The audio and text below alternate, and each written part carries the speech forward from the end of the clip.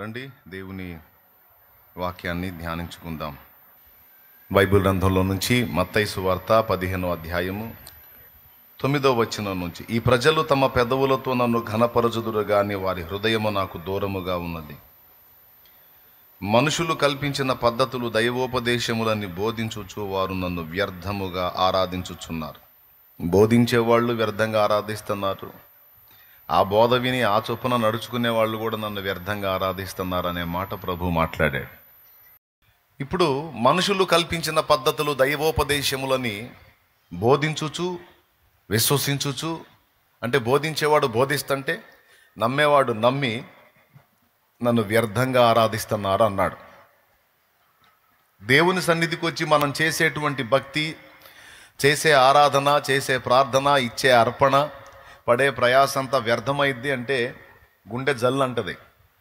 ఎందుకంటే మన ప్రయాస ఫలించాలని ఆశపడతాం కానీ వ్యర్థం అవ్వాలని ఆశించం. కానీ ఇక్కడ మనుషులు కల్పించిన పద్ధతులు దైవోపదేశములని బోధించుచు వాళ్ళు వ్యర్థంగా నన్ను ఆరాధిస్తున్నారు, అది విని ఫాలో అయ్యేవాళ్ళు కూడా వ్యర్థంగా నన్ను ఆరాధిస్తున్నారు అన్న మాట ఏ సందర్భంలో యేసు ప్రభు వారు అన్నాడంటే,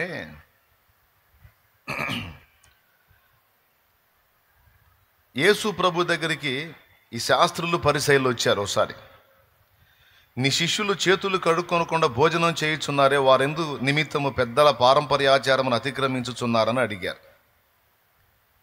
అందుకైన, మీరును పారంపర్యాచారము నిమిత్తమై దేవుని ఆజ్ఞను ఎందుకు అతిక్రమించుచున్నారు? తల్లిదండ్రులను ఘనపరచమనియు తండ్రినైనను తల్లినైనను దూషించువాడు తప్పక మరణము పొందవలననియు దేవుడు సెలవిచ్చాను. మీరైతే ఒకడు తన తండ్రినైనను తల్లినైనను చూచి, నా వలన నీకేది ప్రయోజనమగునో అది దేవార్పితమని చెప్పిన ఎడల అతడు తన తండ్రినైనను తల్లినైనను ఘనపరచనక్కరలేదని చెప్పుచున్నారు. మీరు మీ పారంపర్య ఆచారము నిమిత్తము దేవుని వాక్యమును నిరర్ధకము చేయుచున్నారు అని వేషధారులారా అన్నాడు. వేషధారులెవరు అన్న ఒక ప్రశ్న మీద మనం వెతుక్కుంటే కొన్ని సమాధానాలు ఉంటాయి. అందులో ఇదొకటి.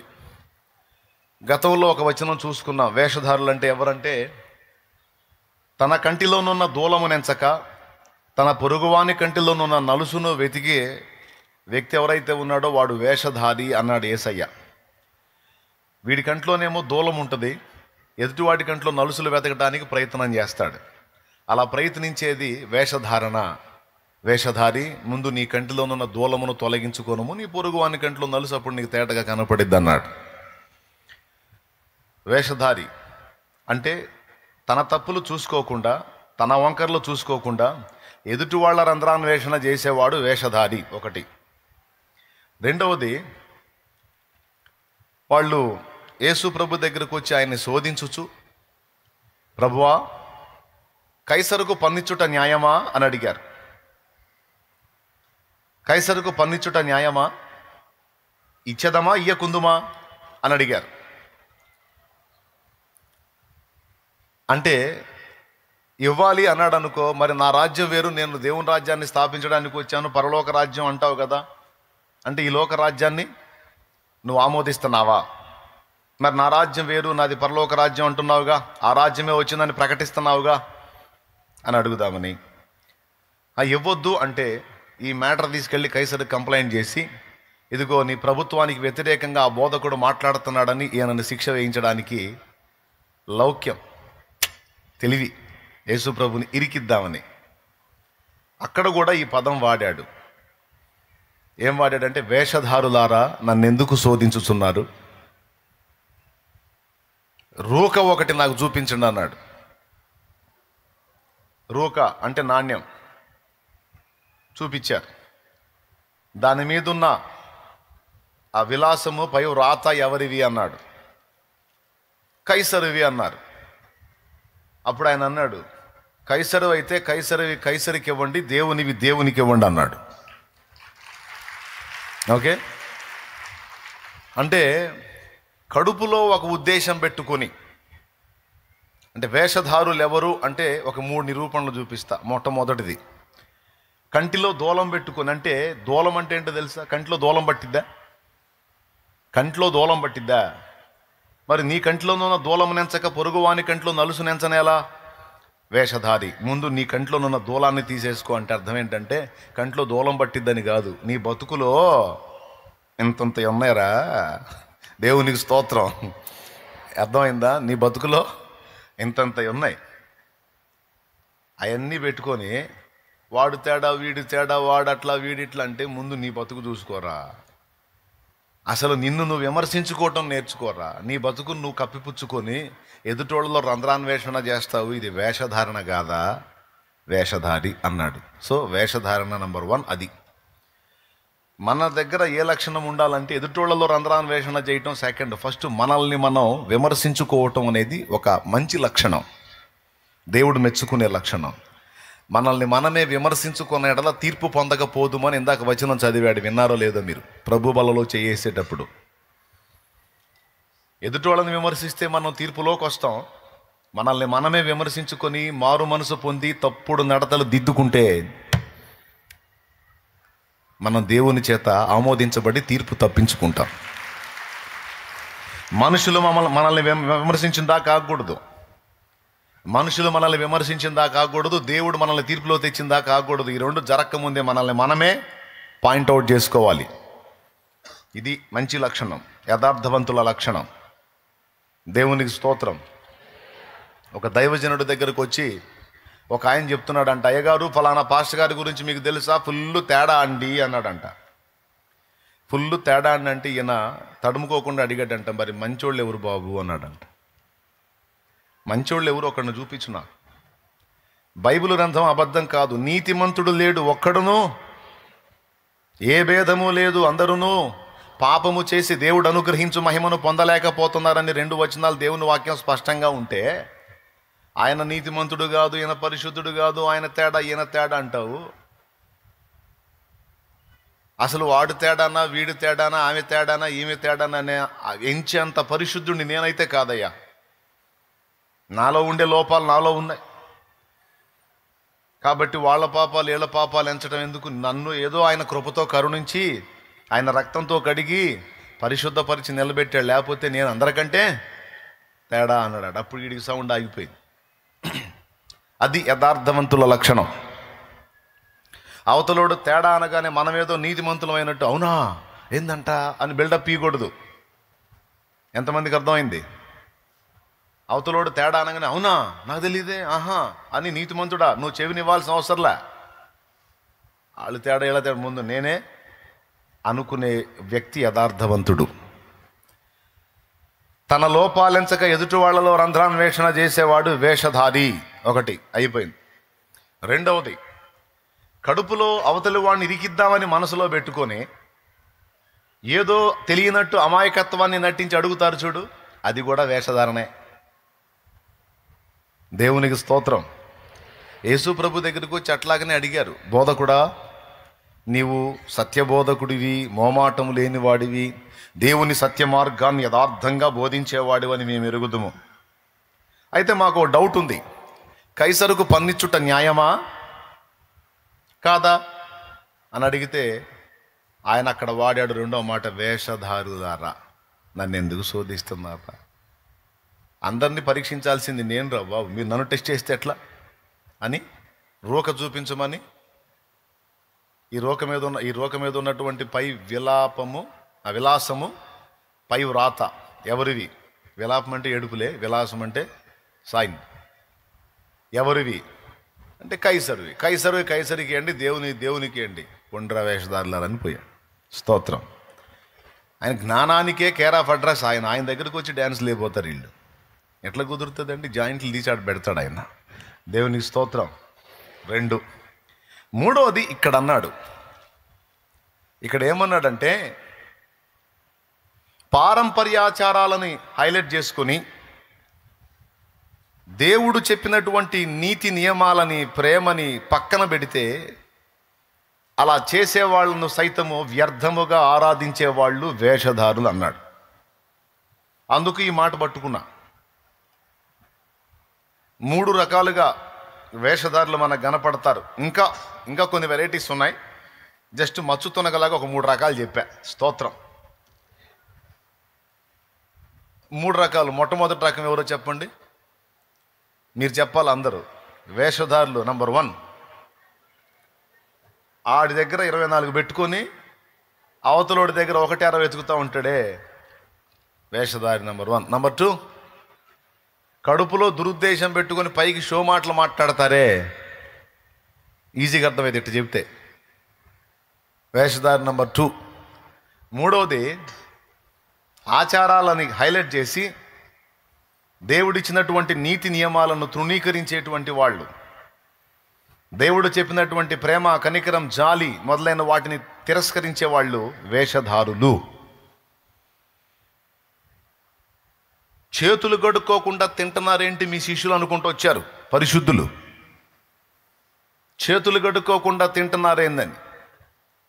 కొంతమంది కలర్ బట్టలు వేసుకొని కనపడుతున్నారు అనుకో, కొంతమంది అంటారు ఆ చర్చికి పోయే వాళ్ళంతా కలర్ బట్టలేనండి, వాళ్ళంతా లోకానుసారులే, అసలు వైట్ అండ్ వైట్ వేయాలా, ఏమేయాలా, వైట్ అండ్ వైట్ వేయాలా, అసలు ఆ చర్చికి పోయే వాళ్ళంతా కలర్ఫుల్ వేస్తారు, అంతా వేషధారులే, అంత లోకానుసారులే. అవునా?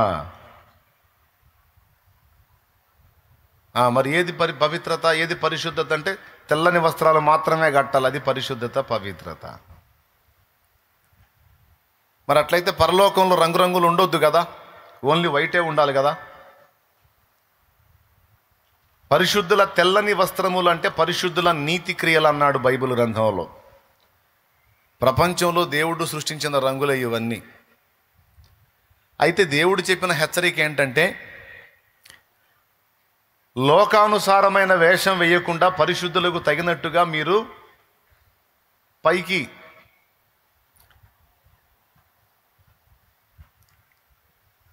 కనపడే విషయంలో కూడా కొంచెం బ్యాలెన్స్గా ఉండండి అని చెప్పాడు. అచ్చంగా వైటే వేసుకోమని చెప్పలా. అందుకే అప్పుడప్పుడు నేను కలర్ బట్టల్లో కూడా కనపడతా. దేవునికి స్తోత్రం, హల్లెలూయా. అర్థమైందా? కలర్ బట్టలు కూడా వేసుకోవచ్చు కానీ అతికి వెళ్ళకూడదు. తగు మాత్రపు వస్త్రముల చేతనే గాని బంగారములతోనైనను మిగుల వెలగల వస్త్రములతోనైనా ముత్యములతోనైనను అలంకరించుకొనక దైవభక్తి గలవారమని చెప్పుకొను స్త్రీలకు తగినట్టుగా సత్క్రియల చేత మిమ్మల్ని మీరు అలంకరించుకోండి అన్నాడు. తగు మాత్రంగా మనం ఉండొచ్చు. అచ్చంగా వైటే వేసిన వాళ్ళు పరిశుద్ధులు, కలర్ వేసిన వాళ్ళంతా లోకానుసార్లు అనుకోకూడదు, అది మళ్ళీ వేషధారణ అయింది. అంటే ఇప్పుడు కొంతమందికి ఎలా ఉంటుందంటే సైకాలజీ, వీళ్ళు వైట్ అండ్ వైట్ వేసుకుంటారు కదా, కలర్ వేసుకునే వాళ్ళందరినీ పురుగులు చూసినట్టు చూస్తారు. నన్ను వెంబడించే వాళ్ళు ఎవరు అట్లాంటి పని చేయొద్దు. నీకు ఇంట్రెస్ట్ ఉందా, వైట్ వేసుకుంటున్నావు వేసుకో. కలర్ వేసుకునే వాళ్ళని పురుగులను చూసినట్టు చూడొద్దు. వాళ్ళ శరీరానుసారులు అని, లోకానుసారులని, పాపులని, నువ్వేదో పరిశుద్ధుడివి పరిశుద్ధురాలు అని ఫీల్ అవ్వద్దు. ఎందుకంటే కొన్నిసార్లు తెల్ల బట్టలు కొనుక్కోవడానికి డబ్బులు లేని స్థితిలో కూడా కలర్ బట్టలు వేసుకునే వాళ్ళు ఉన్నారు. కొన్ని పర్సనల్ ప్రాబ్లమ్స్ వల్ల కూడా కొంతమంది స్త్రీలు కలర్ బట్టలు వేసుకునే పరిస్థితి ఉంటుంది. వెంటనే ఆవేశంతో ఊగిపోయి వాళ్ళు కలర్ బట్టలు వేసుకున్నారు లోకానుసార్లని వెంటనే సర్టిఫికేట్లు ఇవ్వద్దు. ముఖం పగల కొడతాడు యేసయ్య. దాన్ని ఒక ఆచారం చేయొద్దు. తెల్ల బట్టే కట్టాలి, తెల్ల వస్త్రమే వేయాలని ఒక ఆచారం చేయొద్దు. మైండ్ బాగున్న వాళ్ళకి నేను చెప్పేది అర్థమైద్ది. దేవునికి స్తోత్రం. నీకు ఇంట్రెస్ట్ ఉందా వేసుకు. ఇప్పుడు నా తెల్ల బట్టలు అంటే ఇష్టం, వేసుకున్నా. చిరాకు పుడితే కలర్ బట్టలు వేసుకుంటా. అయితే ఓవర్ యాక్షన్ చేయకుండా, హడావుడి వేయకుండా, ఏదో దేవభక్తుడు, భక్తి సాధకుడు అంటే దానికి తగ్గ అవతారం కూడా కనపరచాలి కాబట్టి దానికి తగ్గట్టుగా ఉండాలి. వేరే వేరే విధంగా వ్యవహరించాను అనుకో తేడాగా ఉంటుంది. అలాగే స్త్రీలు పురుషులు అందరూ కూడా. కానీ కొంతమంది కొన్ని సంఘాలు ఏం చేసినాయి, ఆచారం చేసినాయి, తెల్ల బట్టలే కట్టాలి, తెల్ల బట్టలే వేయాలి, ఆచారం చేసినాయి కొన్ని సంఘాలు. ఇక ఈ ఒక్క ఆచారమే కాదు, ఇక చాలా ఆచారాలు ఉన్నాయి సంఘాల్లో. ఈ ఆచారాలన్నీ ఫాలో అయిన వాళ్ళేమో పరిశుద్ధులు, వీటిని ఫాలో అవ్వకపోతేనేమో వాళ్ళు పాపులు అన్నట్టుగా ఒకళ్ళ మీద ఒకళ్ళు అతిశయపడతా ఉంటారు సంఘాలోళ్ళు. ఒక సంఘం వాళ్ళు ఇంకో సంఘాన్ని అట్లా తృణీకరిస్తూ ఉంటారు. నేను చెప్తున్నా, ముంగమూరి దేవదాసు అనే దైవజనుడు ఒక మాట చెప్పాడు పరిశుద్ధాత్మ ప్రేరణలో. ఏ మతమును కానీ, ఏ వ్యక్తిని కానీ, ఏ డినామినేషన్ని కానీ దూషింపరాదు, ద్వేషింపరాదు. తెలియనివి ఏవైనా ఉంటే దేవునిని అడిగి తెలుసుకో అన్నాడు. మళ్ళీ చెప్తాను, ఏ మతమును కానీ, ఏ వ్యక్తిని కానీ, ఏ డినామినేషన్ను కానీ దూషింపరాదు, ద్వేషింపరాదు. తెలియనివి దేవునిని అడిగి తెలుసుకొనవలెను అనే ఒక సూక్తి చెప్పాడు. ఆయన ఫోటో ఉన్న దగ్గర కింద ఆ సూక్తి ఉంటుంది. చాలా మంచి సూక్తి. దైవిక ప్రేమను, సామరస్యతను చక్కగా కొనసాగింపజేసేటువంటి సూక్తి అది. నీకేదైనా అర్థం కాకపోతే దేవుణ్ణి అడుగు, దేవుడు అర్థమయ్యేటట్టు చెప్తాడు. అంతేగాని నువ్వు చేసిన పని అవతలాళ్ళు చేయలేదని ఆచారాలు పెట్టి అవతలాళ్ళని పురుగులను చూసినట్టు చూడొద్దు. ఫర్ ఎగ్జాంపుల్, నువ్వు బొట్టు తీసేసావు. వినండి బాగా, నువ్వు బొట్టు తీసేసావు. ఒక ఆమె బొట్టు పెట్టుకొని వచ్చింది దేవుని సన్నిధికి. ఆమె అన్యుల మధ్యలో ఉంటుంది, అన్యురాలుగా ఉండి రక్షణలోకి వచ్చింది. ఫ్యామిలీ ఒప్పుకోలేదు, బొట్టు పెట్టుకొని వచ్చింది. ఇక ఈ బొట్టు కనపడితే చాలు ఇక పురుగు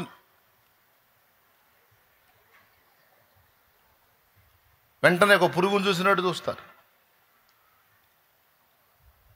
ఆచారము వేరు, విశ్వాసము వేరు. ఆచారము వేరు, విశ్వాసం వేరు. మనమున్న సమాజాన్ని బట్టి కొన్ని సంప్రదాయాలు, కొన్ని ఆచారాలు ఉన్నాయి. కొంతమంది అన్యుల్లోంచి దేవుని వైపు తిరగటానికి ఇష్టపడేటువంటి వాళ్ళు మనం పెట్టినటువంటి సెక్షన్స్ను బట్టి కొంతమంది దేవుని వైపుకు రావట్లా. చర్చికి రావాలని, యేసు ప్రభు మాటలు వినాలని, ఆ పాటలు వినాలని, నేను కూడా ఆయన బిడ్డగా నడవాలని నాకు ఆశ ఉందన్నా, కానీ నా కుటుంబం ఇంకా నా కుటుంబం దేవుణ్ణి తెలుసుకోలేదు. నేనే ఈ మధ్యకాలంలో కొంచెం ఆ మాటలకి చెవి పెట్టాను. నాకు రావాలని ఉంది, కానీ రాగానే ముందు బొట్టు తీసేయాలి, గాజులు తీసేయాలి, కలర్ బట్ట కట్టడం తీసేయాలి, మంగళసూత్రం తీసేయాలి, తెల్ల బట్ట కట్టుకోవాలి. మరి మా ఆచారం ప్రకారం ఏమో ముండమోపళ్ళే తెల్ల బట్ట కడతారన్నా. భర్తను కోల్పోయిన వాళ్ళు ఈ బొట్టు తీసేస్తారు, గాజులు తీసేస్తారు, పూలు తీసేస్తారు, మంగళసూత్రం తీసేస్తారు, కలర్ బట్ట తీసేస్తారు, తెల్ల బట్ట వాళ్ళు కట్టుకుంటారు. ఎందుకంటే భర్తను కోల్పోయి వైధవ్య ప్రాప్తి పొందింది విధవరాలు అని. మరి ఇప్పుడు మీరు చెప్పిన ప్రకారం అన్నీ తీసేసి ఆ తెల్ల బట్ట కట్టుకొని తిరుగుతూ ఉంటే మీరేమో పరిశుద్ధరాలు అంటారు, మా సమాజమేమో విధవరాలు అంటారు. అందుకే దీనికి భయపడే నేను తెగించి అడుగేయలేకపోతున్నాను అని అన్నవాళ్ళు ఉన్నారు. ఎక్కడ దాకేందుకు, నా ఫ్యామిలీలోనే అలాంటి ప్రశ్న ఏర్పడింది అనుకో. నేను చెప్పిన సమాధానం ఏంటో తెలుసా? మెళ్ళలో ఉన్నటువంటి మంగళసూత్రం తీసేయమని నా భార్యకి నేను చెప్పలా. బొట్టు తీసేయమని చెప్పలా. ఈ సూత్రం దేనికో లాజిక్ తెలుసు నాకు, ఈ బొట్టు దేనికో తెలుసు, ఎందుకంటే చదివి ఉన్నాను కాబట్టి దాని మూలాలు నాకు తెలుసు. బొట్టు ఎందుకు తీసేసింది అంటే, అసలు బొట్టు పెట్టుకున్న కారణం పరమాత్మ వచ్చి రక్తం చిందించేదానికి సాదృశ్యంగా బొట్టు.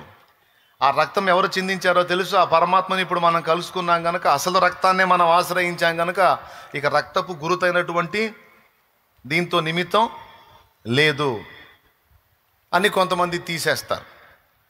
అర్థమైందా? నుదుటి బొట్టు, ఎర్ర బొట్టు దేనికి గుర్తు? ఇంటికి రక్తపు గుర్తులు దేనికి గుర్తు? ఆర్యులర్పించినటువంటి జంతు బలులు దేనికి గుర్తు?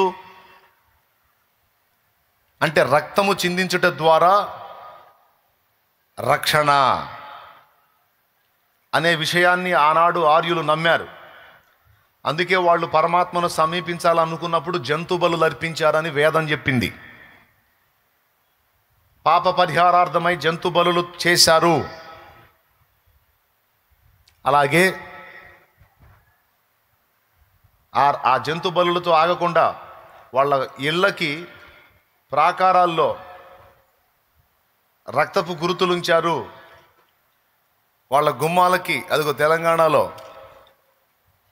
అదిగో చూడండి, ఒక హౌస్ ఓపెనింగ్ అప్పుడు తెలంగాణలో చూడండి ఏం కొట్టారో, అక్కడ హ్యాండ్ గుర్తుంది, అది బ్లడ్ కనబడుతుందా? నా ఫోటో పక్కన ఉంది చూడండి, రక్తపు గుర్తు.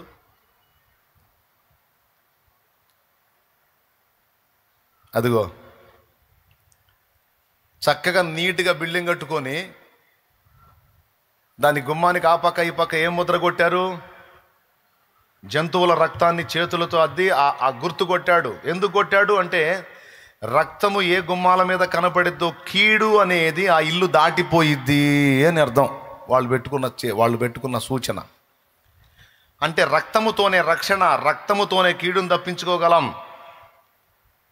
కాబట్టి ఆ పాప పరిహారం కావాలంటే రక్తం చిందించబడాలి. ఇల్లు క్షేమంగా ఉండాలి, కీడు ప్రవేశించకుండా ఉండాలంటే రక్తపు గురుతులు ఉండాలి. ఒళ్ళు కూడా రక్షింపబడాలి, కీడులో పడకుండా ఉండాలంటే ఒంటి మీద కూడా రక్తపు గురుతు, రక్తవర్ణమైన సింధూరం. కాబట్టి అది దేనికి గుర్తు? రక్తానికి గుర్తు. ఇప్పుడు రకరకాల కలర్లు బొట్లు పెడుతున్నారు, కానీ మన చిన్నప్పటి నుంచి పెట్టిన బొట్టేది తిలకం. తిలకం ఏ రంగులో ఉంటుంది? ఒరిజినల్ బ్లడ్ కలర్ ఉంటుంది. ఎన్నో రంగులు ఉంటే రక్తవర్ణమే ఎందుకు దిద్దుకున్నారు నుదుటన? అట్లా కూడా ఒక సంకేతం ఇస్తున్నారు, రక్తము ద్వారానే పరమాత్మను చేరగలం, ఆమోదం పొందగలం అని. దేవునికి స్తోత్రం కలుగునుగాక. ఇప్పుడు ఈ జంతువుల రక్తం మనిషి పాపాన్ని తీసేసిద్దా? తీసేయలేదు. మరి ఇప్పుడు కంటికి కన్ను, పంటికి పళ్ళు, గొర్రెకు గొర్రె, బర్రెకు బర్రె, మనిషికి మనిషి. మనవాడు ఎవడన్నా హత్య చేశాడు, జైల్లో పడ్డాడు అనుకో, సార్ ఒక బర్రెను తోలుతాను సార్ లోపలికి, మా వాడిని వదలన్నట్టు వదులుతారా? వదలరు. గొర్రెకు గొర్రె, బర్రెకు బర్రె, మనిషికి మనిషే జామీన్ ఇవ్వాలి. అవునా?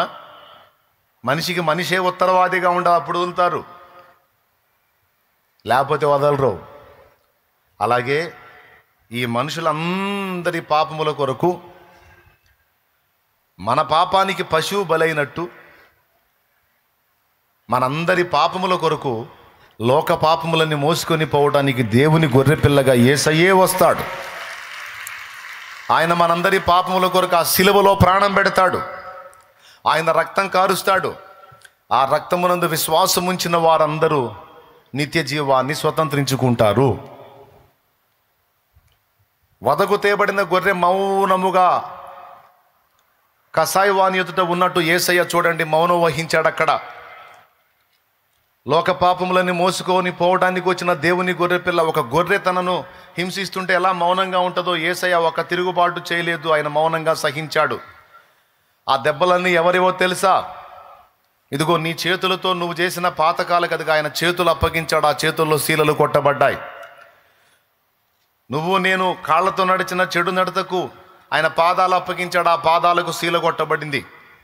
మనం తలలో ఆలోచించిన తప్పుడు ఆలోచనలకు అదిగా ఆయన తల అప్పగించబడింది, అది ముళ్ళ చేత గుచ్చబడింది.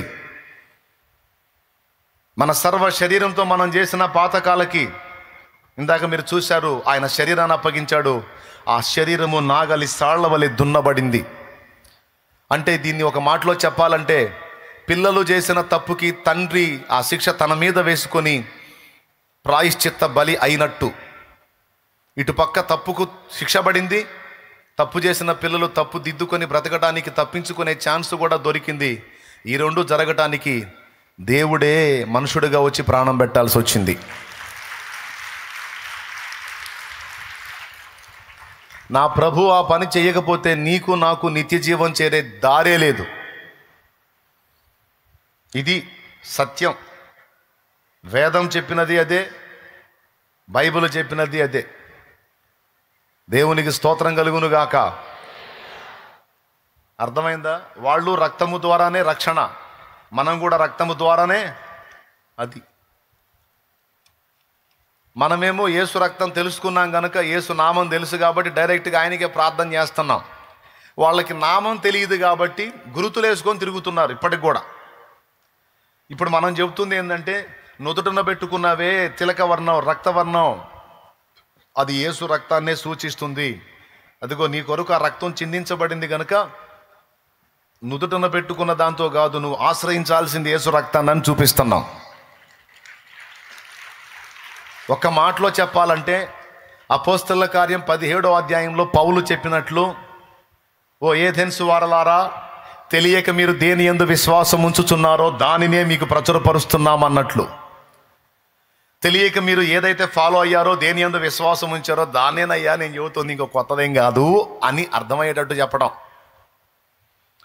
నా భార్యకు సూత్రం తీసేయమని నేను చెప్పలా, బొట్టు తీసేయమని నేను చెప్పలా, గాజులు తీసేయమని నేను చెప్పలా. కావాలంటే అడగండి. చెప్పలా, నేను ఎవరికి చెప్పలా. నువ్వు చెప్పావుగా నాకు అవన్నీ తీసేయమని అన్నవాళ్ళు ఎవరో రాండి ముందుకి. దేవునికి స్తోత్రం. నీకు ఇష్టమైంది నువ్వు తీసేసుకున్నావు, నాకు సంబంధం లేదు. ఎందుకంటే అన్నీ పెట్టుకోవటం అన్యాచారం అయితే అన్నీ తీసేయటం మనాచారమైంది. ఏది మళ్ళీ చెబుతా, అన్నీ పెట్టుకోవటం అన్యాచారం అయితే అన్నీ తీసేయటం మనాచారమైంది, మనదొక ఆచారం అయిపోయింది. నేను చెప్తున్నా, ఆచారాలని దృష్టిలో పెట్టుకొని వాళ్ళు మనల్ని ఎలాగ ద్వేషిస్తున్నారో, ఏదన్నీ తీసేశామని, అలాగే వాళ్ళు అన్నీ వేసుకున్నారని వాళ్ళ ఆచారాన్ని దృష్టిలో పెట్టుకొని మన వాళ్ళు వాళ్ళని ద్వేషించటం కూడా కరెక్ట్ కాదు. దేవునికి స్తోత్రం. కానీ కొంతమంది అట్ట కాదు, పురుగులను చూసినట్టు చూస్తారు. విశ్వాసులే, తప్పు బిడ్డ, అలా చేయొద్దు. బొట్టు పెట్టుకొని వచ్చింది సన్నిధి కంటే అక్కడ పరిస్థితి ఏంటో నీకు తెలుసా?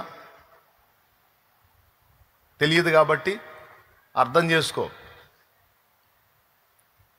తనకు తెలుసు నుదుటను ఉన్నటువంటి ఆ సింధూర వర్ణం యేసు రక్తానికి సాదృశ్యంగానే ఉందన్న సంగతి తెలుసు. యేసు రక్తాన్ని ఆశ్రయించాలని తెలుసు. కానీ తన సమాజం ఇంకా రక్షణలోనికి రాలా, తన ఇరుగు పొరుగుల రక్షణలోకి రాలా, తన ఇంటివారు రక్షణలోనికి రాలా. బొట్టు తీసేయమన్నారు, గాజులు తీసేయమన్నారు, సూత్రం తీసేయమన్నారు, ఇట్లా మాటలు చెప్తున్నారు కనుక మాకు చర్చికి రాబుద్ధి కావటల్లా. అలాంటి ఆచారాలు లేకపోతే చక్కగా మేము కూడా వచ్చి ఆ యేసు ప్రభుని సేవిస్తామంటే సంతోషంగా రమ్మని చాలామందిని ఆహ్వానించాను నేను. పెట్టుకో, ఒకటి కాదు, 2 పెట్టుకో, 3 పెట్టుకో, రా, సత్యం తెలుసుకో, స్వతంత్రురాలు అవుతావు, స్వతంత్రుడు అవుతావు. 2 కాబట్టి 4 వేసుకో. గాజులు ఏమైంది?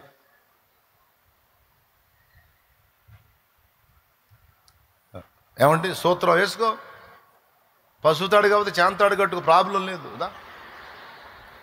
దేవునికి స్తోత్రం, ఇబ్బందే లేదు, వేసుకోరా.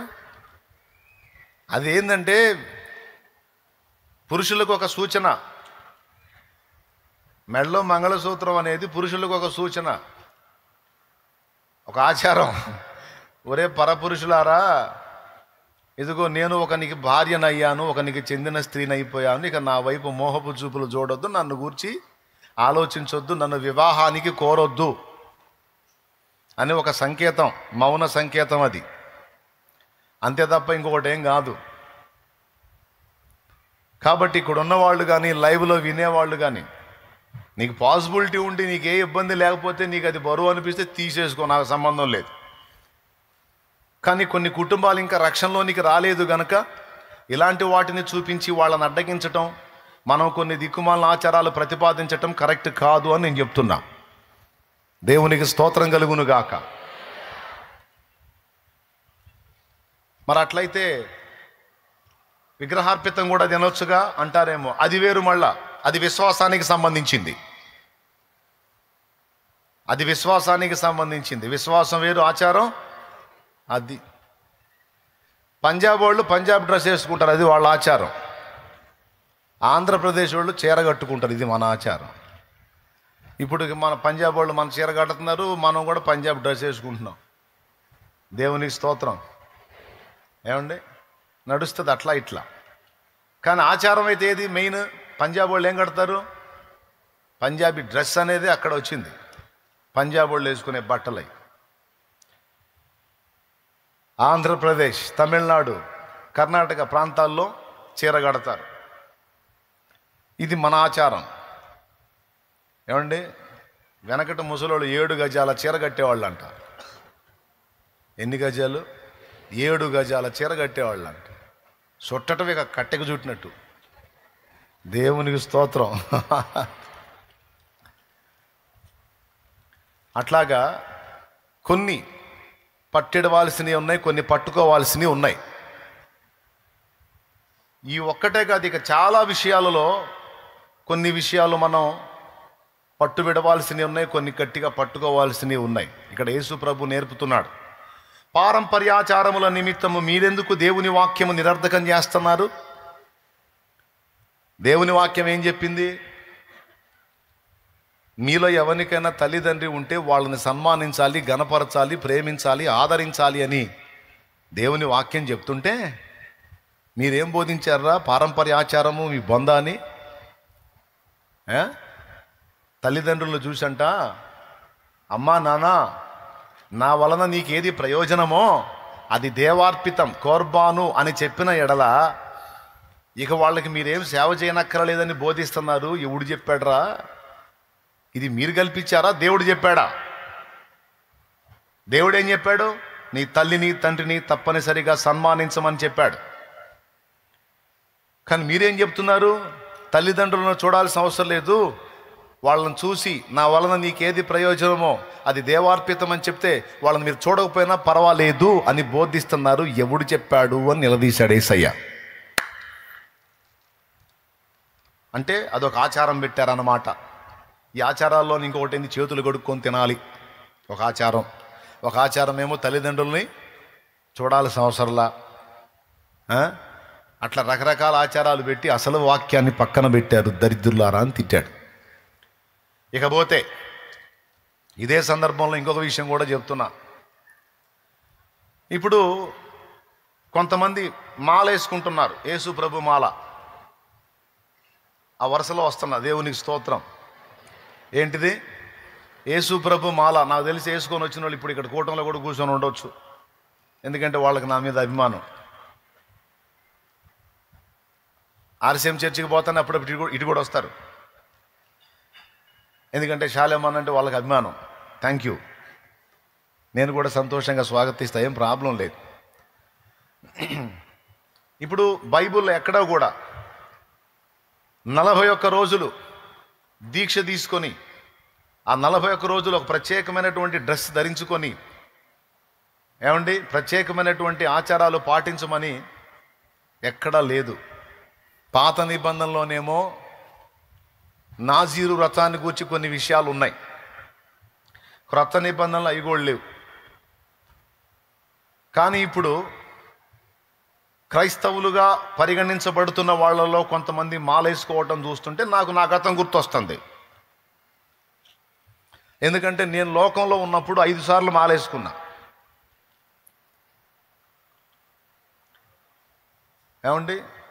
ముద్రమాల, స్ఫటికమాల అని 2 రకాలు వేసుకోవాలి మెడలో. వాటికి సంబంధిత దేవతల లేక ఆ వ్యక్తుల యొక్క ఫొటోస్ ఉంటాయి. పూజ చేసుకునేటప్పుడు వాటికి కూడా చేయాలి. ఒకటి, చెప్పులు వేసుకోకూడదు 41 రోజులు. 2, నేల పడక నేల మీద పండుకోవాలి, మంచాలు ఎక్కకూడదు. 3, ఏకభుక్తం, రోజులో ఒక్కసారి మాత్రమే ఆహారం తీసుకోవాలి. అయితే మేము సద్ది పేరుతో భిక్ష పేరుతో, సద్ది పేరుతోనే మధ్యాహ్నం తినేవాళ్ళం, భిక్ష పేరుతో పొద్దున సాయంత్రం తినేవాళ్ళం 3 పూట్ల. మాలు వేసుకోకముందు బక్కకున్నోడు మాల అయిపోయి తీసేటప్పటికి నేను చేసింది చెప్తున్నాను. నేను మధ్యాహ్నం తినేదాన్ని అన్నం తినేదాన్ని సద్ది అంటాం, పొద్దున టిఫిన్ చేసేదాన్ని భిక్ష అంటాం. అట్లాగా 5 సార్లు వేసుకున్నాం. ఇకపోతే 41 దినం బ్రహ్మచర్య దీక్ష. అలాగే ఎలాంటి అపవిత్రమైన కార్యకలాపాలకు దూరంగా ఉండాలి. అలాగే బహిర్భూమికి వెళితే స్నానం చేయాలి. ఈ విధంగా 41 దినం మండల దీక్ష అంటారు, చేయాలి. చేసి ఆ చివరి రోజు దీక్ష ముగింపులోకి సంబంధిత గుడికో ఆ ప్రదేశానికో వెళ్ళి అక్కడ ఆ దీక్ష తొలగించుకోవాలి. పోయేటప్పుడు ఇరుముడి కట్టుకొని నెత్తిన పెట్టుకోవాలి. అంటే ఏ దేవతకైనా ఏ దైవానికైనా ఆరాధిస్తున్నామో వాళ్ళకి ఇష్ట వస్తువులు అందులో ఉంటాయి. కొబ్బరి టెంకాయలు, అందులో ఆవు నెయ్యి, సంబంధిత వస్తువులు అవన్నీ ఇరుముడిలో ఉంటాయి. అవి పెట్టుకొని తిరగాలి, అవి పెట్టుకొని పోవాలి. ఇది లోకంలో విగ్రహారాధికుడుగా ఉన్నప్పుడు నేను పడ్డ పాటలు. అయితే ఒక మాట చెప్తాను. ఇప్పుడు ఆ లోకంలో అన్యులు ఫాలో అవుతున్నటువంటి ఆచారాన్ని సంఘంలోనికి ఎంటర్ చేశారు. మరి యాజ్ రీజ్గా అంతే దీక్ష. అలాగే ఒక డ్రెస్సు, ఇప్పుడు మేము ఎవరికైతే వేసుకున్నామో వాళ్ళకి సంబంధించి ఆ దేవీ దేవతకు సంబంధించి ఒక కలర్ ఏర్పాటు చేశారు. ఇక ఇవన్నీ ఉంటాయన్నమాట, మతాచారాలు అంటారు వీటిని. ఇప్పుడు ఆర్సీఎంలో ఫాలో అవుతున్న వాళ్ళలో కొంతమంది ఈ విధంగా దీక్ష తీసుకుంటున్నారు. ఇప్పుడు నేను చెప్పినవన్నీ దాదాపు చాలా వరకు వాళ్ళు ఫాలో అవుతున్నారు, ఏది అన్యాచారంలో ఉన్నవన్నీ. సరే, నేను వాళ్ళని అడిగాను అనుకో, ఎందుకు వేసుకున్నారు అంటే, వేసుకుంటే మంచిదని వేసుకున్నాం అన్నా అని వాళ్ళు అంటారు, తప్పులేదు. వాళ్ళ భార్యని అడిగాను అనుకో, ఎందుకమ్మా మాల వేసుకున్నాడు, ఎందుకు ఒప్పుకున్నామంటే, పోనీ అన్న ఈ 41 రోజన్నా మా ఇంట్లో ఆ తాగుడు గోల లేకుండా ఉంటుంది, దరిద్రం పోయింది ప్రశాంతంగా, ఈ 41 రోజన్నా కూడు తింటామన్నా కాస్త ప్రశాంతంగా అంటాను. స్తోత్రం. నేను అంటున్నా, అది వాస్తవంగా అన్యత్వంలో నుంచి తీసుకొచ్చి ప్రవేశపెట్టారు ఇందులోకి. బైబిల్లో ఎక్కడ కూడా ఆ విషయాలు అలాగునే ప్రస్తావించబడలేదు. అర్థమైందా? ఆ ఆచారాలు అలా ఫాలో అవ్వమని, 41 రోజు మందు మానుకోమని, 41 రోజు బీడీలు మానుకోమని, 41 రోజు సిగరెట్లు మానుకోమని, 41 రోజు వ్యభిచారం మానుకోమని, 41 రోజు బూతులు మానుకోమని ఒక టైంని బైబిల్ గ్రంథం ఎక్కడ ఎప్పుడూ చెప్పలేదు. బైబిల్ గ్రంథం పాత నిబంధనలోనైనా క్రొత్త నిబంధనలోనైనా దేవుని ప్రజలకు దేవుడు నియమించిన కట్టడ నిత్యమైన కట్టడ. నిత్యమైన కట్టడ, అదేదో కొన్ని దినాలకు సంబంధించిన కట్టడ కాదు, నిత్యమైన కట్టడ. పాత నిబంధన పక్కన పెడితే నూతన నిబంధనలో 41 రోజు ఇలాగ ఉండండి, తర్వాత మీరు ఇష్టం వచ్చినట్టు ఊరేగండి అనేది లేదు. నేనేం చేసేవాడినో తెలుసా? దమ్ము కొట్టేవాడిని. 41 రోజు దీక్ష అయిపోగానే అక్కడే ఉంటే బడ్డీ కొట్లు, కిరాణా కొట్లు, కిళ్ళి కొట్లు పోయి పెట్టే సిగరెట్లు తీసుకునేవాడిని. వినండి, ఎందుకు 41 రోజు ఆపేదాన్ని. మా గ్రూపులోనే ఉన్నాడు ఒకడు తపన ఆపుకోలేక ఆ బాత్రూంలో పోయో ఎటో గడ్డు పోయి వాడు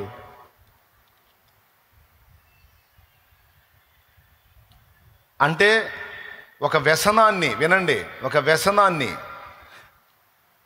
41 రోజు ఆపుకుంటే సరిపోయిద్దని చెప్పాడా బైబిల్లో ఎక్కడన్నా? 2002 ఏప్రిల్ 17వ తారీఖు బాప్తిస్మానికి పోయినప్పుడు దేవుడు నాతో మాట్లాడింది ఏంటంటే, ఇది 41 రోజు దీక్ష లాంటిది కాదా, ఇది బతుకాలం దీక్ష. ఇదేం దీక్ష? బ్రతుకాలం దీక్ష.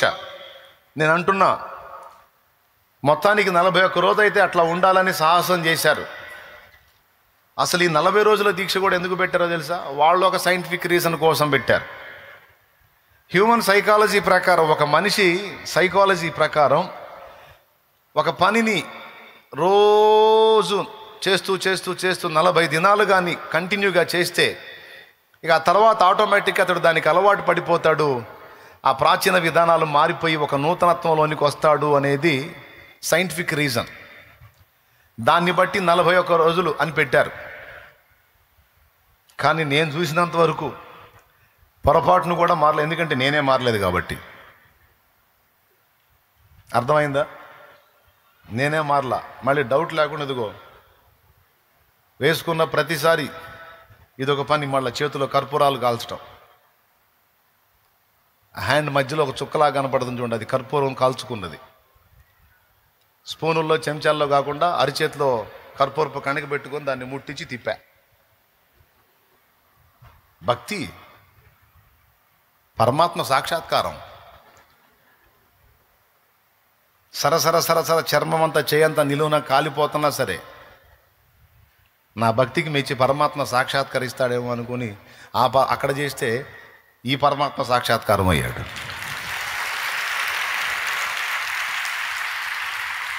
దేవునికి స్తోత్రం కలుగును గాక. ఎవరు సాక్షాత్కారం అయ్యారు? ఒరే పిచ్చోడా, అక్కడ ఏమి లేదురా, ఉన్నది నేనని అదిగో ఆయన నాకు తను తాను బయలుపరుచుకున్నాడు. యేసు ప్రభు మత్తయి సువార్త 11వ అధ్యాయం 28వ వచనం నుంచి కిందికి చదివితే ఒక అద్భుతమైన మాట అన్నాడు. ప్రయాసపడి భారము మోయిచున్న సమస్త జనులారా నా యొద్దకు రండి, నేను మీకు విశ్రాంతి కలుగజేతును. నేను సాత్వికుడను దీన మనస్సు గలవాడను గనుక మీ మీద నా కాడి ఎత్తుకొని నా యొద్ద నేర్చుకొనుడి, అప్పుడు మీ ప్రాణములకు విశ్రాంతి దొరుకును. ఏలయనగా నా కాడి సులువుగాను నా భారము తేలికగాను ఉన్నవి. అది మాలేసుకున్నప్పుడు చలికాలం చలి పుడుతూ ఉంటుంది, అప్పుడు పోసుకోవాలి సన్నీళ్ళు. మళ్ళీ వేడి నీళ్ళు పోసుకోకూడదు, సన్నీళ్ళ స్నానం చేయాలి. నా యేసయ్య సన్నీళ్ళ స్నానం చలికాలం రోజుల్లో తెల్లవారుజాము చేయమని చెప్పలా. స్తోత్రం, హల్లెలూయా. నువ్వు మామూలుగా చేసే స్నానం చేయరా, కానీ తెల్లవారుగానే ముందు మోకాళ్ళు వేసి ప్రార్థనలో నన్ను కలుసుకోమని చెప్పాడు. మోకాళ్ళుని ప్రార్థన అయితే చేస్తాం, కానీ స్నానం చేయాలంటే కష్టంగా. నా కాడి సులువు నా భారము తేలిక. కాళ్ళకు చెప్పులు లేకుండా తిరగమల్లా వేసుకొని తిరుగు, కానీ మందిరంలో చెప్పులేడు. స్తోత్రం, అర్థమైందా? నా కాడి సులువు నా భారము తేలిక. నేల మీద పండుకో, చెవుల్లో కాళ్ళ జర్లు పోయినా పురుగులు పోయినా అట్నే సావు అని చెప్పలా. మంచం మీద పండుకోనాయన అన్నాడు. దావీదు అన్నాడు, నేను పరుండి నా పడక మీద ధ్యానించేదను, నిన్ను గూర్చి ధ్యానించేదను అన్నాడు. స్తోత్రం. నువ్వు మంచం మీద పండుకుంటాను, ఏయ్ కింద అల్లా పండుకోరా బాబు, పండుకో, పర్వాలేదండి.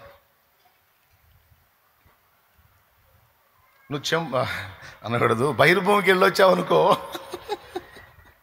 స్నానం చేయాలని చెప్పలా, శుభ్రపరచుకొని వచ్చేసేమని. ఎక్కడా కూడా యేసయ్య బరువైన కాడి పెట్టినట్లు లేదు. మనకున్న పథ్యం వల్ల ఒక్కటే పెద్ద పథ్యం, అదే పాపం. అదొక్కటి చేయొద్దన్నాడు. కొడితే గట్టిగా.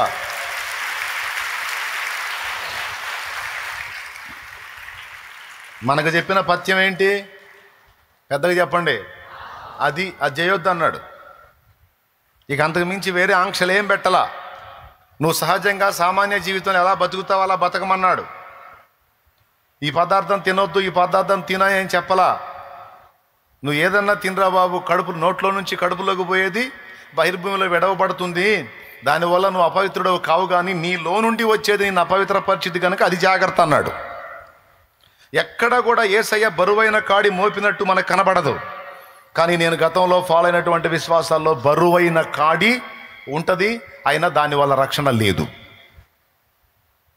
కాడి బరువు మళ్ళా రక్షించే కాడి కూడా కాదది. ఇక్కడ కాడి సులువు, భారము తేలిక అండ్ రక్షిస్తుంది.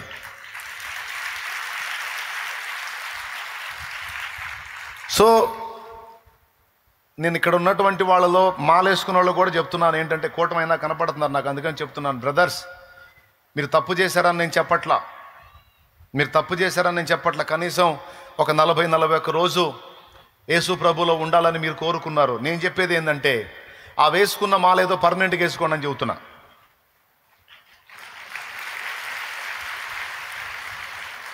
నలభై రోజుతో ఆగిపోవద్దు. పర్మనెంట్ మాల ఏంటంటే బాప్తీసం. అది పర్మనెంట్ మాల ఏంటంటే బాప్తీసం. ఎటుకూడి 40-41 రోజు ఆ దరిద్రాన్ని వదిలేసావుగా, పీడ పోయిందిగా, ఆ తాగుడు, ఆ వ్యభిచారం, ఆ పాపిష్టి వ్యవహారం, ఆ దరిద్రం చండాలం అంతా వదిలేసావుగా. ఈ పట్టుపట్టిక అలాగనే కంటిన్యూ అయిపో, రా బాప్తీసం ఇత్తా, ఇక అట్లనే కొనసాగు. కంటిన్యూ అయిపోనా, కంటిన్యూ అయిపో. ఇక మనకి డ్రెస్ కోడ్ కూడా ఏం లేదు, నువ్వు ఏ బట్టలు వేసుకున్నా పర్వాలా. ఇప్పుడు నేనేదో ఇప్పుడు తెల్లవి దొరికిన వేసుకున్నాను, చిరాకు పుట్టింది, నన్ను కలర్ వేసుకొని వస్తాను, నేనేమి వెనకాడను, కలర్ వేసుకొని వస్తా. తెల్లదే వేసుకొని నిలబడాలని రూల్ ఏం లేదు. కాకపోతే కలర్ వేసుకోవచ్చు అన్నానని కొంతమంది మరీ వికారపు డ్రెస్సులు వేసుకుంటున్నారు కాబట్టి కొంచెం అవి చూసుకోండి అని చెబుతున్నా. అర్థమైందా? ఆడవాళ్ళు మరీ వికారపు చేష్టాలు చేస్తారు కదా మరి కొంతమంది అయితే, అందుకని అమ్మ కొద్దిగా భక్తురాలివి నువ్వు, ఆ సంగతి మర్చిపోవద్దని చెబుతున్నా. అది మీకే కాదు, పబ్లిక్లో లక్షల మందిలో పాస్టమ్మలు కూడా చెప్పా. కట్టుకునే వస్త్రం జాగ్రత్త తల్లి అని. స్తోత్రం. నువ్వు వైట్ వేసుకుంటావో కలర్ వేసుకుంటావో కానీ దేహం మొత్తం కప్పుకునేటట్టు జాగ్రత్తగా చూసే వాళ్ళకి ఆ దేవుని భక్తి కలిగిన వాళ్ళు రా అన్నట్టుగా ఉండాలి. నేను ఇప్పుడు చెప్తున్నాను మాల వేసుకున్న వాళ్ళకి, ఇప్పుడు నువ్వు వైట్ అండ్ వైట్ వేసుకోవాలి, బ్లూ కండ వేసుకోవాలి కదా. నువ్వు ఏ కండ వేసుకోకపోయినా పర్వాలా, దొరికితే వైట్ అండ్ వైట్ వేసలేదు మామూలు వేసుకో, ఏమైనా వేసుకో. దీక్ష మాత్రం కంటిన్యూ చేయాలా. మెళ్ళలో ముద్రమాల స్ఫటికమాలతో నిమిత్తం లేదు, దీక్ష గుండెల్లో ఉండాలి. ఏమిటా దీక్ష? నేను రక్షింపబడ్డాను, ఇక పాపముతో నాకు సంబంధం లేదు, పాపముతో నాకు ఇక ఫ్రెండ్షిప్ లేదు, నేను పాపాన్ని విసర్జించాను, నేను క్రీస్తుకు సొంతమైపోయాను, ఇక నేను యేసుతో కూడా ప్రయాణం సాగిస్తానని తీర్మానం చేసుకొని అది కంటిన్యూ చేయమంటున్నా. తప్పు చెప్పానా? చెప్పలేదుగా. కానీ 41 రోజు మాత్రమే నువ్వు దీక్ష తీసుకున్న తర్వాత మందేసుకోమని చెప్పేది మాత్రం యేసయ్య చెప్పలా. 41 రోజు మాత్రమే నువ్వు ఇట్లా కలర్ బట్టలు వేసుకో, ఇలాంటి దీక్ష తీసుకో, ఇలాంటి మాలలు వేసుకో, చెప్పులు ఇడిచేసే, కింద పండుకో, తర్వాత ఏదో పుణ్యక్షేత్రానికి వెళ్ళు, తర్వాత మళ్ళా సిగరెట్ తాగు, చుట్టలు తాగు, బీడీలు తాగు, నీ ఇష్టం వచ్చినట్టు ఊరేగు అని చెప్పేది బైబిల్ చెప్పిన విషయం కాదు. అది లోకం ఫాలో అవుతున్న విధానం. నువ్వు దేవుని మార్గంలో నడవాలనుకుంటున్నావా లేకపోతే లోక మార్గంలో నడవాలనుకుంటున్నావా? రెండే రెండు. బైబిల్ మార్గంలో, యేసయ్య వాక్యంలో, దేవుని మార్గంలో నడవాలంటే మాత్రం దీక్ష పర్మనెంట్గా వేసుకోవాలి. ఒకసారి ఇక మారు మనసు పొంది మందును మానుకున్నామంటే ఇక దాని జోలికి పోవద్దు. ఇది యేసయ్య చెప్తుంది. మారు మనసు పొందడం అంటే విసర్జించిన పాపం జోలికి మళ్ళా వెళ్ళొద్దు. ఒకసారి సిగరెట్ మానేసామంటే ఇక దాని జోలికి పోవద్దు. ఒక చెడ్డ క్రియను మానేసావు, ఇక దాని జోలికి పోవద్దు. పర్మనెంట్, పూర్తిగా కట్ చేసేసేయాలి. దమ్ముందా? నిజంగా మారి దేవునికి సాక్షిగా బతికే దమ్ముందా? రా. ఇవాళ తారీఖు ఎంత? ఎంతో కొంత 23. బాప్తిస్మాలు ఎప్పుడు అంటే ఎప్పుడు? రేపు వచ్చే బుధవారం. రా, దమ్ముంటే రా. 41 రోజు, 51 రోజు కాదు, దా. లైఫ్ లాంగ్ దీక్షిస్తుందా? లైఫ్ లాంగ్ వేస్తుందా?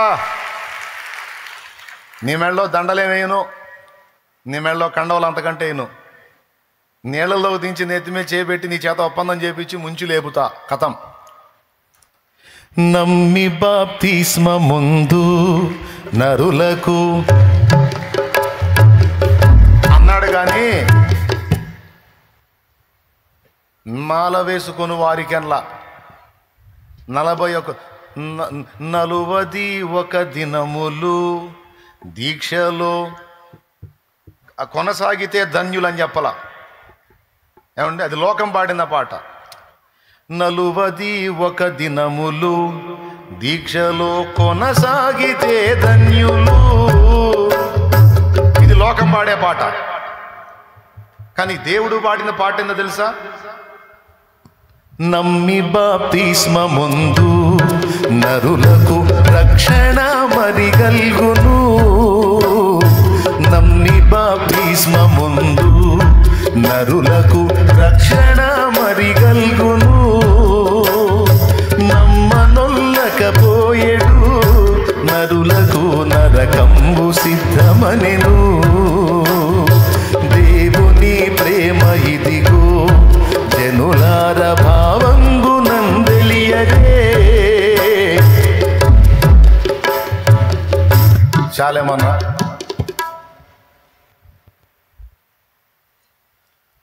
ఎవరు చెప్పలా దీని గురించి, నువ్వు ఎందుకు చెబుతావు అంటే వాళ్ళు నా దగ్గరికే దేవుడు పంపిస్తున్నాడు కాబట్టి. దేవునికి స్తోత్రం కలుగును గాక. పాప అమాయక బిడ్డలు, అమాయక మంచి హృదయం కలిగిన వాళ్ళు, నేనంటే చాలా ఇష్టం వాళ్ళకి. తెలుసా మీకు? నన్ను ఎవరన్నా ఒక మాట అన్నా కూడా ఊరుకోరు, కొడతారు కూడా అవసరం అయితే. అంత ప్రేమ నేనంటే. అందుకే మాలేసుకొని కూడా నా దగ్గరికి వస్తున్నారు. అందుకని నేను చెప్పకపోతే వాళ్ళకి ఎవరు చెబుతారు? నేనేం చెబుతున్నానంటే 41 రోజు మారు మనసు కాదు నాయన, లైఫ్ లాంగ్ మారు మనసు. 26వ తారీఖు బాప్తిస్మాలు ఉన్నాయి. అవసరమైతే ఇక అయినా తీసి పక్కన పట్టే శుభ్రంగా వచ్చి బాప్తిసం పొంది ఇక జీవితాంతం అలా స్థిరపడిపో క్రీస్తులు అని చెప్తున్నాను. నేనేమైనా ఎగతాళి చేశానా? నేనేమైనా విమర్శించానా? హేళన చేశానా? చెయ్యను నేను అట్లాంటి పనులు. నేను సత్యం చెబుతా.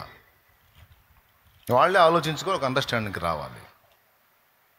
దేవునికి స్తోత్రం. ఎటుగుడి 41 రోజు ఫిక్స్ అయ్యారు కదా, కంటిన్యూ అవ్వండి అని చెబుతున్నాను నేను.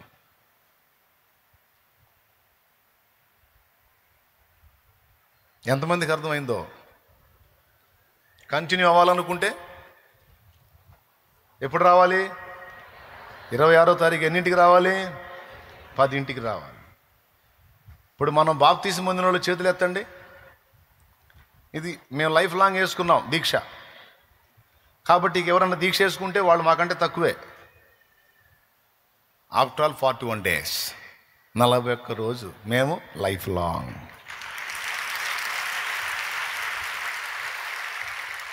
41 రోజు దీక్ష చేశాను కాబట్టి రాకళ్ళు ఎత్తబడతానన్న నిశ్చయిత నీకు లేదు. కానీ బాప్తీసము పొందిన మాకు యేసయ్య 2వ రాకడలో ఖచ్చితంగా ఎత్తబడతామన్న నిశ్చయిత ఉంది. ఉందా? కన్ఫామ్గా ఉంది. కానీ దీక్ష తీసుకున్నోడికి లేదుగా.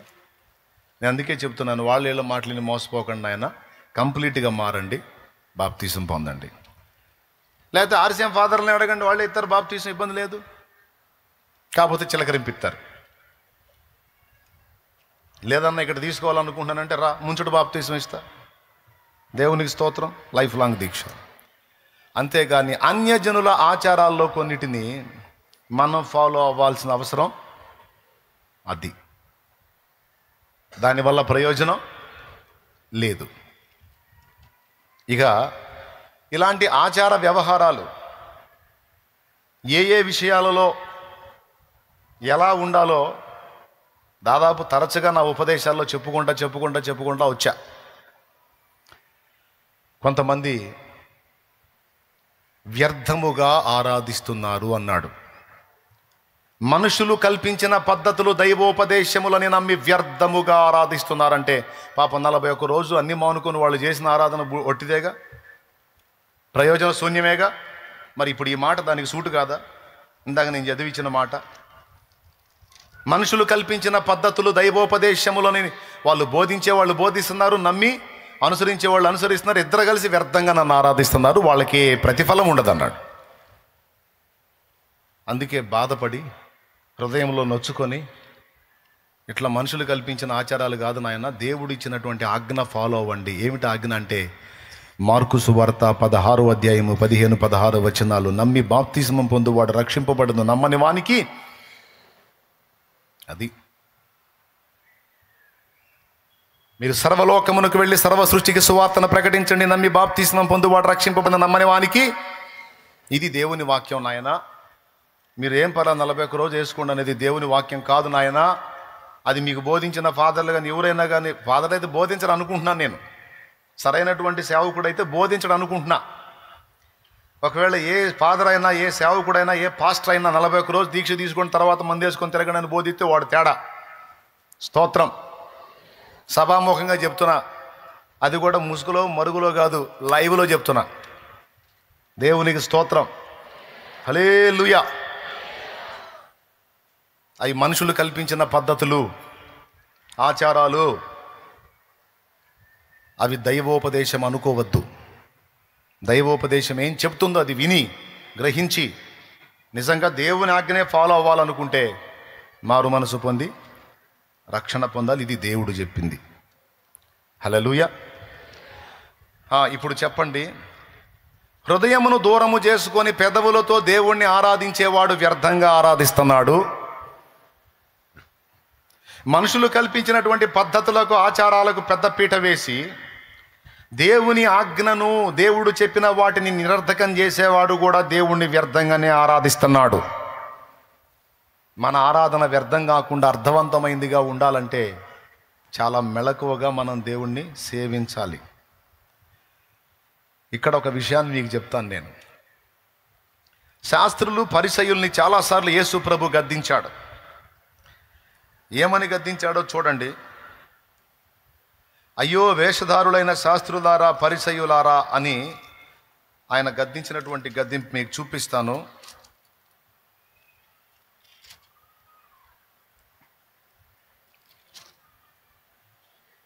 ఇరవై 23వ వచనం, 23 చదువు. అయ్యో వేషధారులైన శాస్త్రులారా, వాళ్ళందీని తీసుకొని చూసుకోండి, ఎందుకంటే కొద్దిగా పని ఉందిలే, అందుకని చూపిస్తున్నా. చూడు, చూడు.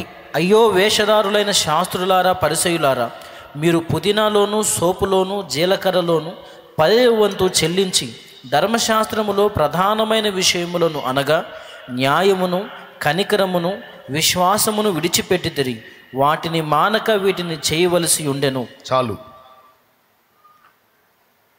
అయ్యో వేషధారులైన శాస్త్రులారా పరిసయ్యులారా, మీరు పుదీనాలోను సోపులోను జీలకర్రలోను కూడా దశంభాగాలు తెస్తారు, ఇన్ని బాగా ఫాలో అవుతారు, కానీ ధర్మశాస్త్రంలో ప్రధానమైన విషయములను అనగా న్యాయ ప్రవర్తన, కనికరము చూపుట, విశ్వాసము. కనికరం అంటే ప్రేమ అండి. ప్రేమ, జాలి, దయ, కనికరం 3 చెప్పాడు. 1 న్యాయం, 2 కనికరం, 3 విశ్వాసం. ఇవి ముఖ్యం. మీరు వీటిని పక్కన పెట్టి మిగిలినవన్నీ ఫాలో అవుతున్నారా? ఇది ఎట్టుందంటే దోమ లేకుండా వడగట్టి ఒంటిని మింగారంట. స్తోత్రం. ఏమైనా అర్థమైందా మీకు? దోమ కూడా లేకుండా వడగట్టి ఎగ్దం ఒంటిని మింగారంట. ఎంతమందికి అర్థమైంది? అట్టుందిరా మీరు చేసే పని. మీరు బిల్డప్ ఏమో దోమ లేకుండా వడగట్టినట్టు బిల్డప్, మీరు మింగేదేమో ఒంటెలనిరా బాబు. మీకు తెలుసా మీరు ఏం చేస్తున్నారు? మీకు తెలుసా మీ భక్తి ఏమైపోతుందో? అది వ్యర్థమైపోతుందిరా పిచ్చోళ్ళారా అన్నాడు దేవుడు. ఎందుకు వ్యర్థమైపోతుందంటే దేవుడు చెప్పిన ప్రధానమైన వాటిని నిర్లక్ష్యం చేయటం వల్ల. నీ కలిగిన దానిలో నుండి 10వ భాగం ఇవ్వాలనేది దేవుని వాక్యమే. అక్కడే ఉంది, వాటిని మానక వీటిని చేయవలసి ఉన్నది అన్నాడు. అవి చేయాల్సిందే. ఎందుకు 10వ భాగం ఇవ్వాలి?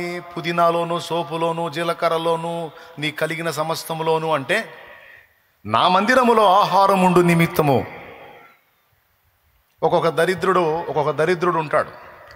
సేవకులు 10వ భాగాలు అడుగుతారని అన్యుల్లో కొంతమంది దరిద్రులు ఉన్నారు. వాడికి తెలియదు, ఒకటి జీవితానికి అర్థం కాదు. 10వ భాగాలు ఎందుకు అంటాడు. అరే మీరు మీరు మీరు అడిగే అడుగుతున్నారుగా. మరి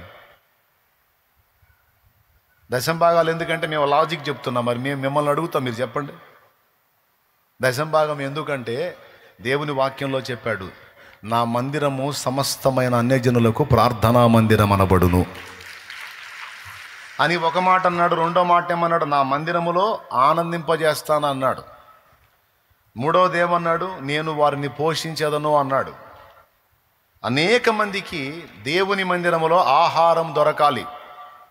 గుడ్డివారు, కుంటివారు, మూగవారు, కాలు చేతులు లేనివారు, వికలాంగులు, విధవరాండ్రు, అనాథలు, పిల్లలు త్రోసివేసిన వృద్ధులు, ఏ దిక్కు లేనోడికి ఎవరు దిక్కు అనుకొని వస్తారు మందిరానికి. నా మందిరానికి వచ్చిన భాగ్యులకు పట్టడన్నం దొరకాలి. నేను మీ పంటల్ని, మీ కలిగిన సమస్తాన్ని ఆశీర్వదిస్తా. మీ కలిగిన దానిలో నుండి 90% మీరు తీసుకొని 10% తీసుకొచ్చి నా మందిరంలో పెట్టండి. ఎందుకు పెట్టాలని అడుగుదురా? ఒకనాటికి నీకే అన్నం లేని రోజు వచ్చినప్పుడు అదే నీకు ఆహారం అయిద్దిరా పిచ్చోడా అని. అది దేవుడు చెప్పింది. నీకే ఆహారం లేని దినాన అదే నీకు ఆహారం అయిద్దమ్మా. లేకపోతే నువ్వు ఏ అభాగ్యుడిని తీసుకొచ్చినా, ఏ అభాగ్యురాలను తీసుకొచ్చినా పట్టెడన్నం మందిరంలో దొరికిద్ది. కాబట్టి ఎప్పుడు సన్నిధిలో సమృద్ధి ఉండాలి, అందుకని తెచ్చేయమన్నాడు. తండ్రి సన్నిధిలో నేను అది చెప్తా, నీకు సమృద్ధి ఇచ్చాడా దేవుడు, తెచ్చేయి. నీకు లేదా వచ్చి తీసుకొని పో. బాహాటంగా చెప్తున్నాను నేను. ఉందా తెచ్చేయి, లేదా తీసుకొని పో. ఇది దేవుని కుటుంబం. సంఘం అంటే కుటుంబం. నిద్ర వచ్చిన వాళ్ళు స్తోత్రం చెప్పండి. మెలుగుతో ఉన్న వాళ్ళు చెప్పండి. బుక్ అవుతారేమో చూసాలే.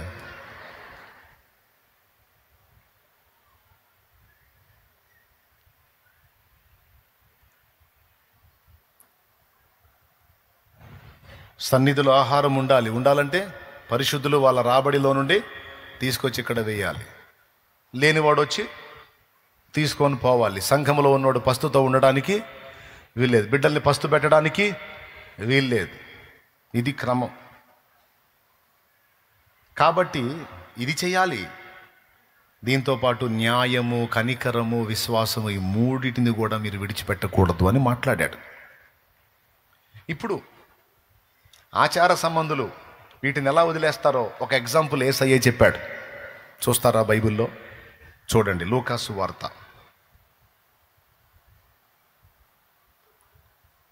ఒకసారి లూకాసు వార్త 10వ అధ్యాయము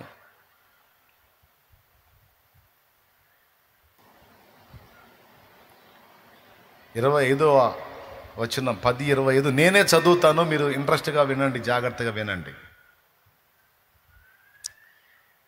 ఇదిగో, ఒకప్పుడు ధర్మశాస్త్రోపదేశకుడు ఒకడు లేచి, బోధకుడా, నిత్య జీవమునకు వారసుడనగుటకు నేనేమి చేయవలెనని ఆయనను శోధించుచు అడిగాను.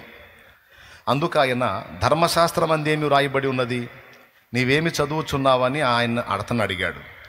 అతడు, నీ దేవుడైన ప్రభువును నీ పూర్ణ హృదయముతోనూ, నీ పూర్ణ మనస్సుతోనూ, నీ పూర్ణ శక్తితోనూ, నీ పూర్ణ వివేకముతోనూ ప్రేమింపవలెననియు, నిన్ను వలె నీ పొరుగువానిని ప్రేమింపవలెననియు వ్రాయబడి ఉన్నదని చెప్పాను.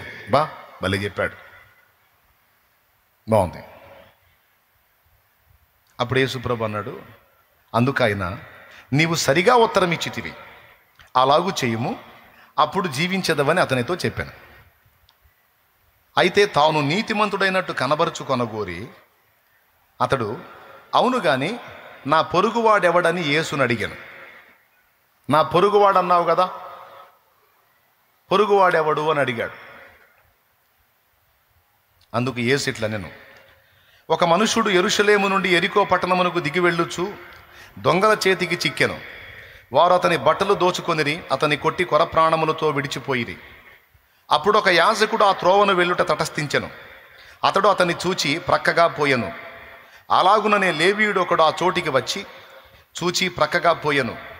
అయితే ఒక సమరయుడు ప్రయాణమై పోవచ్చు, అతడు పడి ఉన్న చోటికి వచ్చి అతనిని చూచి అతని మీద జాలిపడి దగ్గరకు పోయి నూనెయు ద్రాక్షరసమును పోసి అతని గాయములను కట్టి తన వాహనం మీద ఎక్కించి ఒక పూటకూళ్లవాని ఇంటికి తీసుకొని పోయి అతన్ని పరామర్శించెను.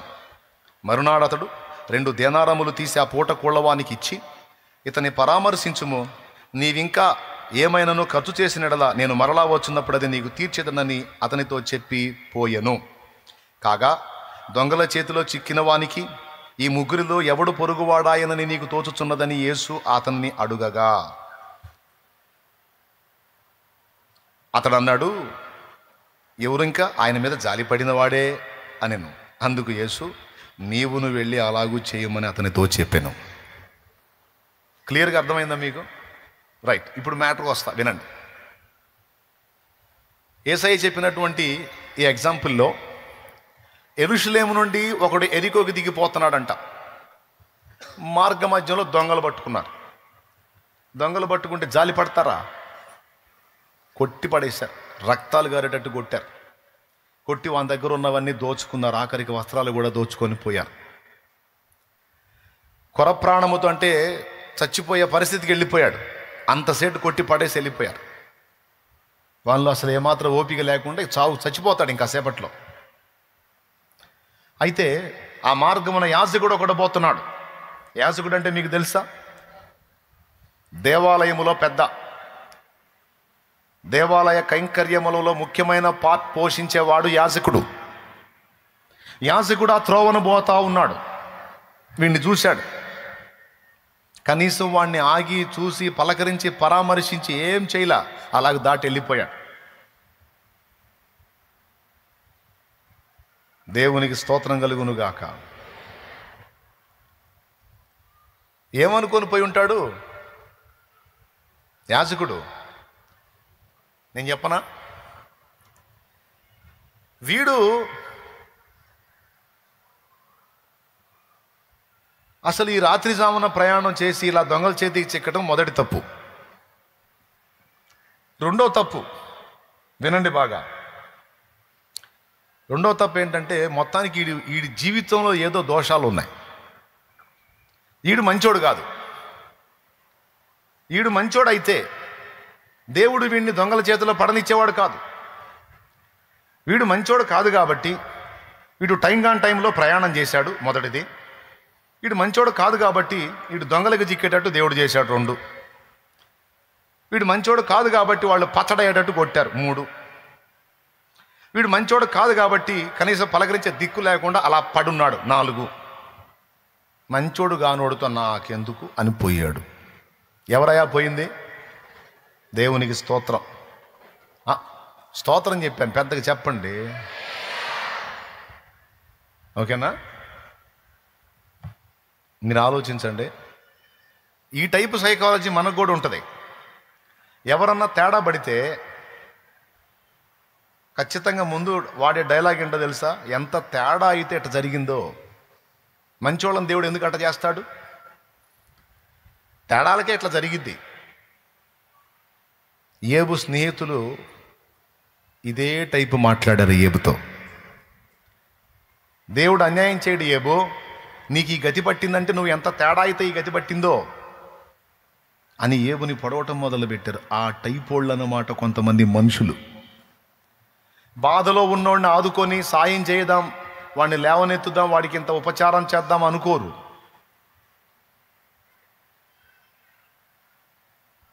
ఏమండి, హెల్ప్ చేసే దగ్గర మంచి ఏంటి చెడ్డేంటి, వాడు బాధితుడా కాదన్నది ముఖ్యం. కానీ వాడు పెద్ద మనిషా, వాడు చెడిపోయినవాడా మంచోడంటే అరే సస్తనాడు వాడు మంచోడా చెడ్డోడనే తీర్పుల తర్వాత తీరుద్దాం, ముందు వాడి ప్రాణం నిలబడేటట్టు అంత సాయం చేద్దాం అనుకోరు కొంతమంది. నీ బోటి వాళ్ళు పోయి అయ్యయ్యో పాపం అని సాయం చేయబోతే ఇదిగో ఇట్రా, ఏంది పరిగెత్తుతున్నావు, ఏంది ఆ మనిషికి చేద్దామనే, మామూలు మనిషి కాదా ఆ మనిషి, నీకు తెలియదు, దా లోపల రా ముందురా. ఆ మనిషి కర్మ అంతే గాలాల, ఆ మనిషి కర్మ అంతే గాలాల. ఆ మనిషి మామూలు మనిషి కాదు. ఎంత చెడిపోయిన మనిషి అయితే దేవుడు ఆ కర్మ పెట్టాడు ఆ మనిషికి. దా చెబుతా, దా మనిషి స్టోరీ చెబుతా, దా నీకు రా రా అని లోపల తీసుకెళ్ళి ఇక ఆ మనిషికి తను సాయం చేయకపోగా చేసేవాళ్ళని కూడా చేయనీయకుండా చెడగొట్టే బాపతున్నోళ్ళు ఉన్నారా లేరా? అబద్ధాలు ఆడకుండా చెప్పండి. ఆ ఉన్నోళ్ళల్లో నువ్వు కూడా ఉన్నావా లేదా? ఇదిగో నాటకాలొద్దు. తెలిసి తెలియనప్పుడు నువ్వు కూడా అట్లా ప్రవర్తించావా లేదా? ప్రవర్తిస్తే చెప్పు. మనమేం పెద్ద మనుషులం కాదు. అసలు ఎట్లా మాట్లాడతారంటే ఎట్లాంటి వాళ్ళు ఉంటారా? ఎందుకు ఉంటారా? ఉంటారు. నీ సంగతి ఏంది అని అడిగితే నేను ఏమో ఎప్పుడో చేసి ఉంటాను, నేను కూడా అట్ట. మరి ఉంటారు అనేది నువ్వు ఒప్పుకో మర్యాదగా. నేను ఒప్పుకుందాం. మనమందరము కాకపోయినా మన కొందరు అలాంటి వాళ్ళు అయి ఉండవచ్చు. మనం చేయకపోగా చేసేవాళ్ళని చెయ్యనీయకుండా అడ్డగించి ఎందుకు చేయొద్దో లాజికల్ చెప్పేటువంటి పనికి మాలిన వ్యక్తులుగా మనం ఉంటే అసహ్యపడతాడు దేవుడు. అవసరమైతే యేసు ప్రభు వచ్చినా సరే వీళ్ళు లాగుతారు వెనక్కి.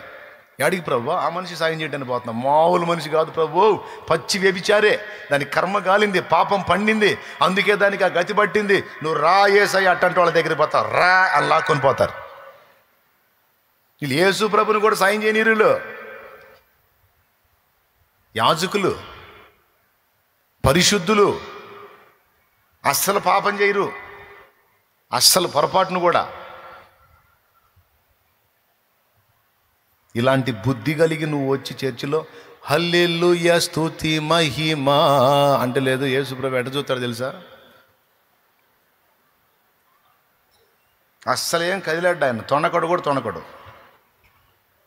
నువ్వు ఆరాధిస్తుంటే పరవశించడం కానీ ఆనందపడటం కానీ అట్లా ఏముండదు ఆయనకి. నువ్వేం పరవశించి హల్లెలూయా హల్లెలూయా గ్లోరీ గ్లోరీ అంటుంటావు. ఆయనే ఏంటి నీ గోల, నా ఎక్కట్లేదు దేపో పనికి మాలిందని అంటాడు.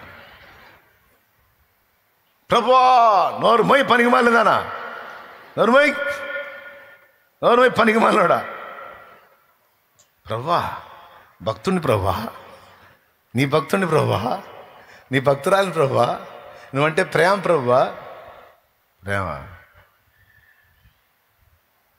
ప్రేమ నేనంటే పళ్ళు రాలు కొడతా మాట అన్నావంటే నేనంటే ప్రేమ ఉంటే నాకు ఇష్టమైన పనులు చేయడానికి ఇష్టపడతావు నువ్వు.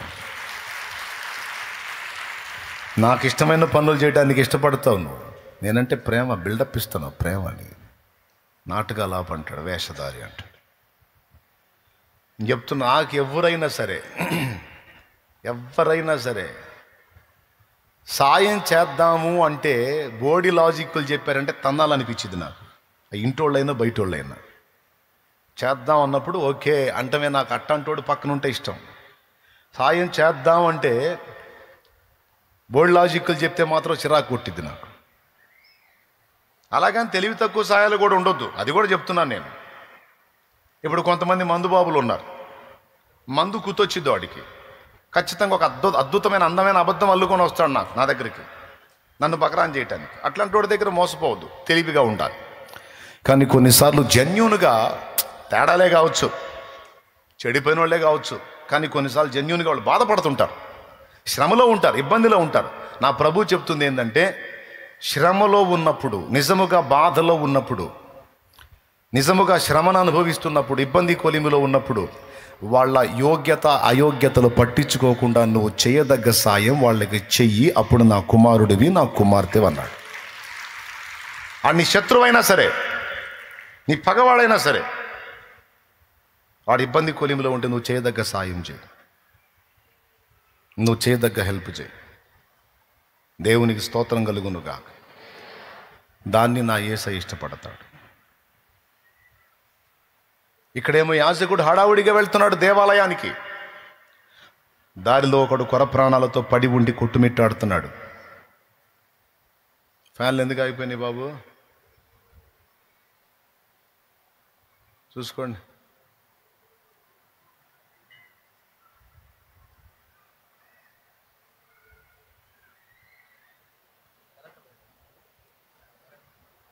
కరెంటు పోయిందా? ఓకే వస్తుందా? చూసుకోమని. గాలి రాకపోతే ఇబ్బంది పడతారు, అందుకని. ఇక నా ప్రసంగం అంతా పోయిద్ది.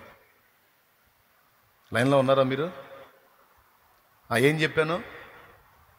బాధలో ఉన్నప్పుడు, శ్రమలో ఉన్నప్పుడు వాళ్ళ అయోగ్యతని ఎంచొద్దు. నిజంగా వాళ్ళు బాధలో ఉంటే చేయదగ్గ సాయం తప్పకుండా చేయాలి. కానీ యాజకుడు ఏమనుకుంటా పోయి ఉండొచ్చు, ఆ త్రోవనే పోయాడు, వాడిని చూసి పట్టించుకోవాలా. ఖచ్చితంగా ఏమనుకొని ఉంటాడు, వాడి కర్మ అట్లా గాలింది, నాకెందుకు, అమ్మో నేను దైవభక్తి చేయాలి.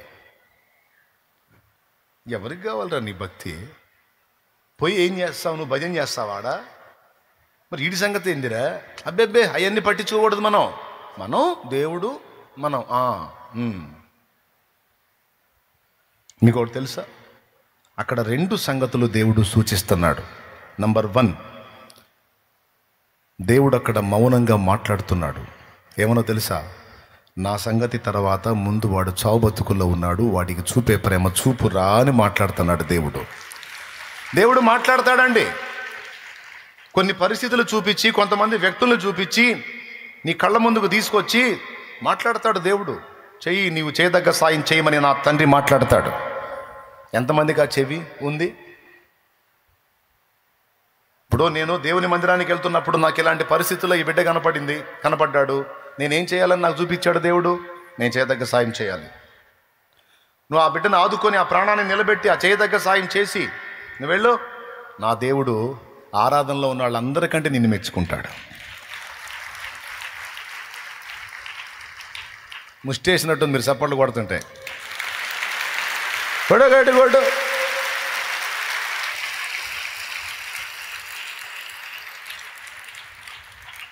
అంటే గాలాట్లేదు, ఓపిక ఏడొచ్చుదన్న అంటారా? తిరుగుతలే ఫ్యాన్ లాగండి. 2 విషయాలు చెప్తాను. ఒకటి, దేవుడు మాట్లాడుతున్నాడు అక్కడ బాధితుడిని చూపించి. అక్కడ నువ్వు వేదాంతాలు మాట్లాడటం కాదు, వీడేం పాపం చేస్తే ఈ గతి పట్టాడు అనే వాడి నేరాల సంఖ్యను బయటికి తీయటం కాదు. నువ్వు చేయదగ్గదేంటి? సరే, పాపమో పుణ్యం వాడిని ఎత్తుకొచ్చింది, ఆడు మోస్తున్నాడు, నువ్వు చేయదగ్గదేంటి? ఇంకొకటి చెప్పనా? కొన్నిసార్లు మన స్పందనను గుర్తించడానికే కొంతమంది వ్యక్తులకు సమస్యలు వచ్చేటట్టు దేవుడు చేస్తాడు. ఆ సమస్యల్లో మన స్పందన ఏంటో దేవుడు పసిగట్టడానికి కొంతమంది వ్యక్తులు కొన్ని ఇబ్బందులు వచ్చేటట్టు మన కళ్ళ ముందు దేవుడు అనుమతిస్తాడు. అప్పుడు మన హృదయం కొట్టుకుంటుందా, స్పందిస్తుందా? వాళ్ళు చేస్తారులని మన దగ్గర అవకాశం ఉన్నా కూడా చేతులు దులిపేసుకొని వెళ్తున్నామా? మొత్తం రాయబడతాయి అక్కడ. నేను చెప్పేది వేస్ట్ మ్యాటర్ కాదు. దీన్ని సీరియస్గా తీసుకుంటే ధన్యులు మీరు. చాలా కీలకమైన విషయాలు ఇవి. ఎంతమందికి అర్థమవుతుంది? ఖచ్చితంగా తీసుకోండి. దేవుడు పరిగణలో తీసుకుంటాడు. ఎప్పుడు కూడా ఎదుటి వాళ్ళకి హెల్ప్ చేసేటప్పుడు వాళ్ళ యోగ్యత అయోగ్యతను ఎంచొద్దు. నిజంగా వాళ్ళు బాధపడుతుంటే అది జెన్యూన్ అయితే తప్పకుండా నువ్వు చేయదగ్గ సాయం నీకు ఓపిక ఉంటే చెయ్యి. లేకపోతే కనీసం ప్రార్థన అన్న, దేవా బిడ్డకి సాయం చేయి ప్రభు, నేనేం చేయలేకపోతున్నా, నా దగ్గర ఆ పరిస్థితి లేదని, నీకు చేయదగ్గది నువ్వు చేయి. లేకపోతే కనీసం ప్రార్థన, లేదా చేసేవాళ్ళనన్నా చూపించు, అదిగో ఫలానోళ్ళు చేస్తారు పోయా. కానీ దిక్కుమాలిన వేదాంతాలు చెప్పి వాళ్ళ పాపం అట్ట జుట్టుకుంది, వాళ్ళ కర్మ అట్ట గాలింది, మనం మంచిగుంటే మంచి క్రమాలు వస్తాయి, అట్లాంటి పాపిష్టి పనులు చేస్తే అట్ట కర్మ గాలిద్ది, ఏం చేద్దాం, ఎవడిదోడు మొయ్యాలి మనకెందుకు అని దులిపేసుకొని పోవద్దు. ఏం చేయాలి చెప్పండి? కనికరము చూపాలి. ఇప్పుడు ఆ యాజకుల్లో కనికరం ఉందా? కనికరం లేని వాడి యాజకత్వం ఎందుకు పనికి వచ్చిందండి?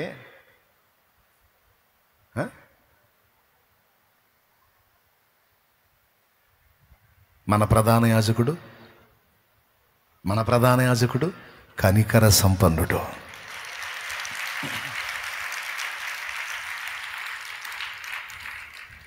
దావీదు కుమారుడా నన్ను దాటిపోకయ్యా, నజరేతువాడా నన్ను విడిచిపోకయ్యా. వేస్తే కేక చక్క చక్క చక్క చక్క నడుచుకుంటే అల్లంత దూరం పోయిన అడుగులు టక్కుమని ఆగిపోయినాయి. నీవు తప్ప నాకు లోకంలో ఎవరున్నారయ్యా, నీకు తప్ప నాలో ఎవరికి చోటే లేదయ్యా, నీవు తప్ప నాకు లోకంలో ఎవరున్నారయ్యా, నీకు తప్ప నాలో ఎవరికి చోటే లేదయ్యా. దావీదు కుమారుడా నన్ను దాటిపోకయ్యా, నజరేతువాడ నన్ను విడిచిపోకయ్యా. దావీదు కుమారుడా నన్ను దాటిపోకయ్యా,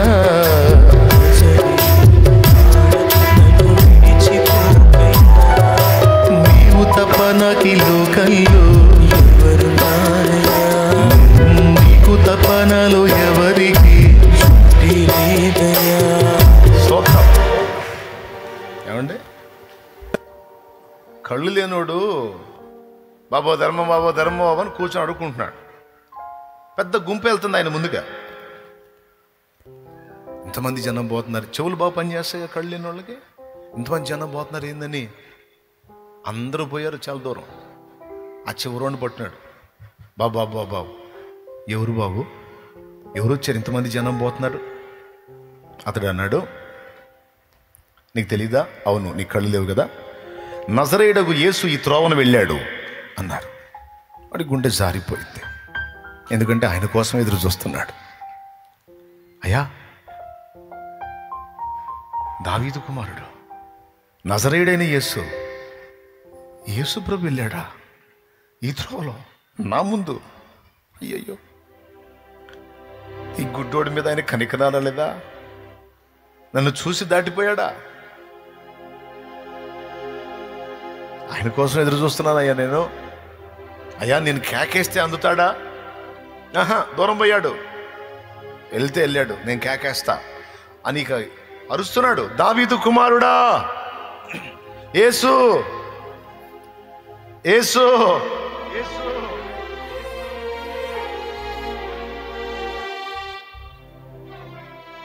అరవటం మొదలు పెట్టాడు. అయ్యో ఆయన కోసమే నేనుంది. దావీదు కుమారుడా యేసు, అద్దు ఆగిపోయాడు. నా వేదనకు మితి లేదు, నా శోకానికి తుది లేదు. నీవుగాక జీవితాన ఆశయే లేదు. నా వేదనకు మితి లేదు, నా శోకానికి తుది లేదు. నీవుగాక జీవితాన ఆశయే లేదు.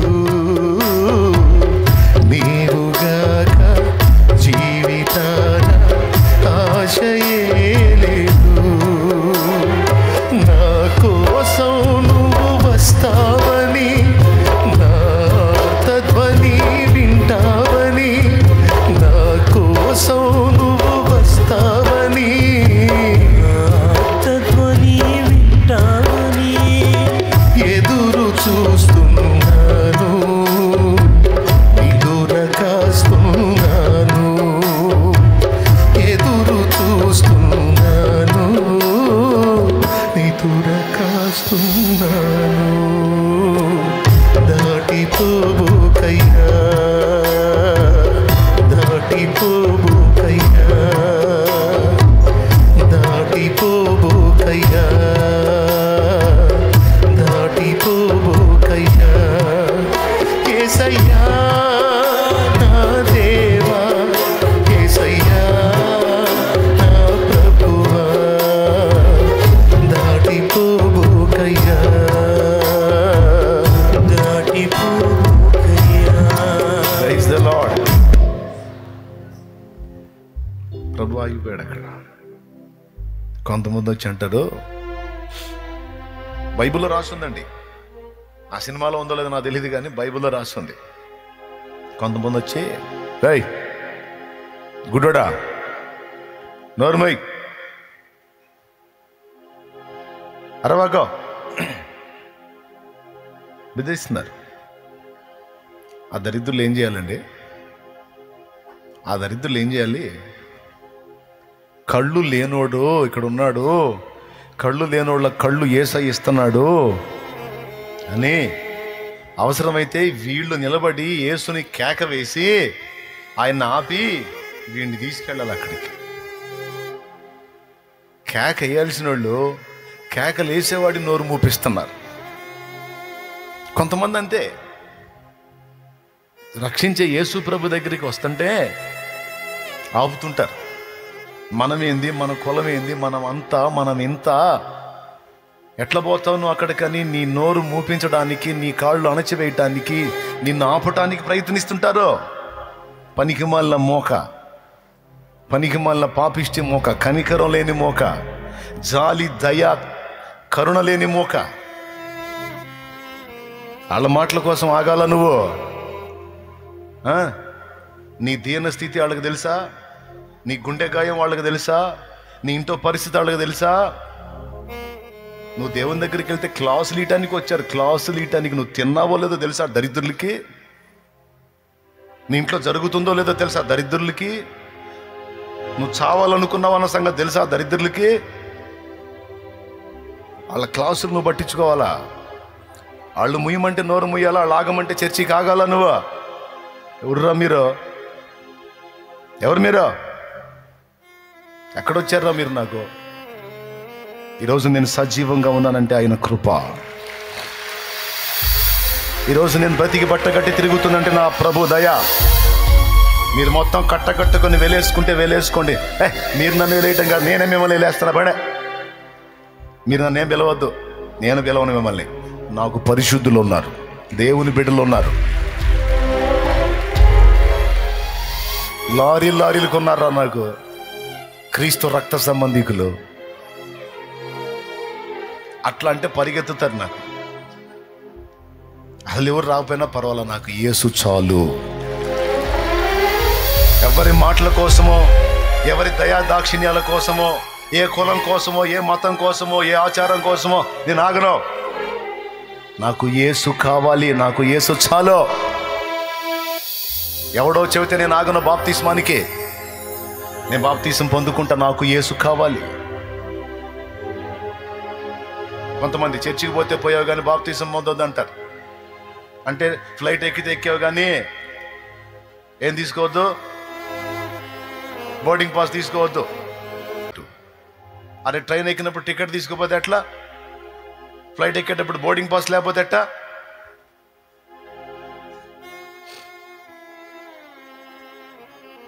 దేవుని సన్నిధికి వచ్చినప్పుడు, యేసయ్య దగ్గరికి వచ్చినప్పుడు బాప్తిసం అందకపోతే ఎట్టా?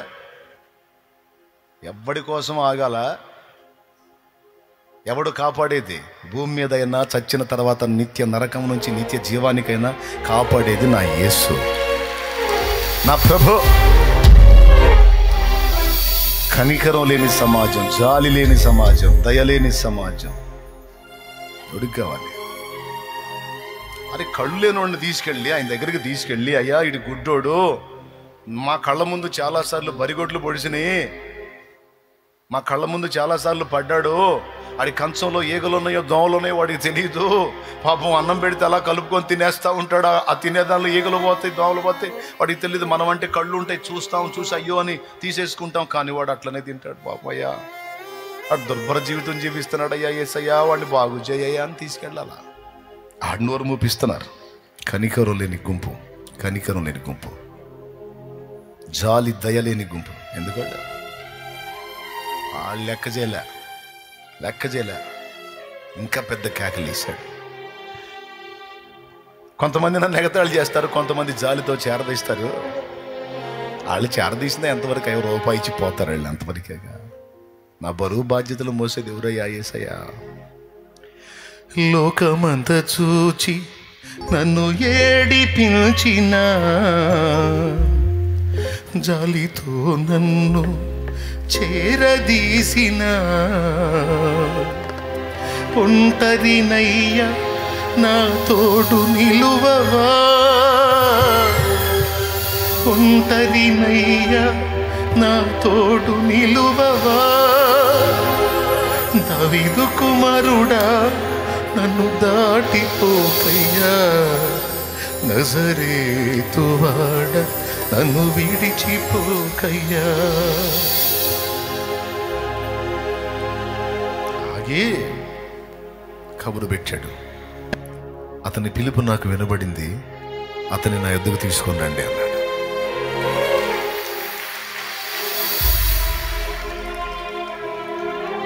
అప్పుడు అంటున్నారు, అయ్యా భయపడవాకు, బాధపడవాకు, ఆయన ఆగాడు నీకోసం,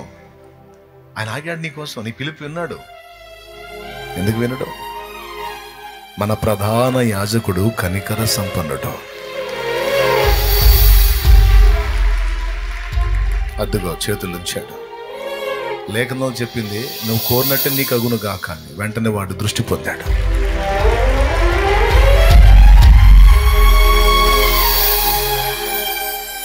చూడగలుగుతున్నాడు, వెలుగును చూడగలుగుతున్నాడు.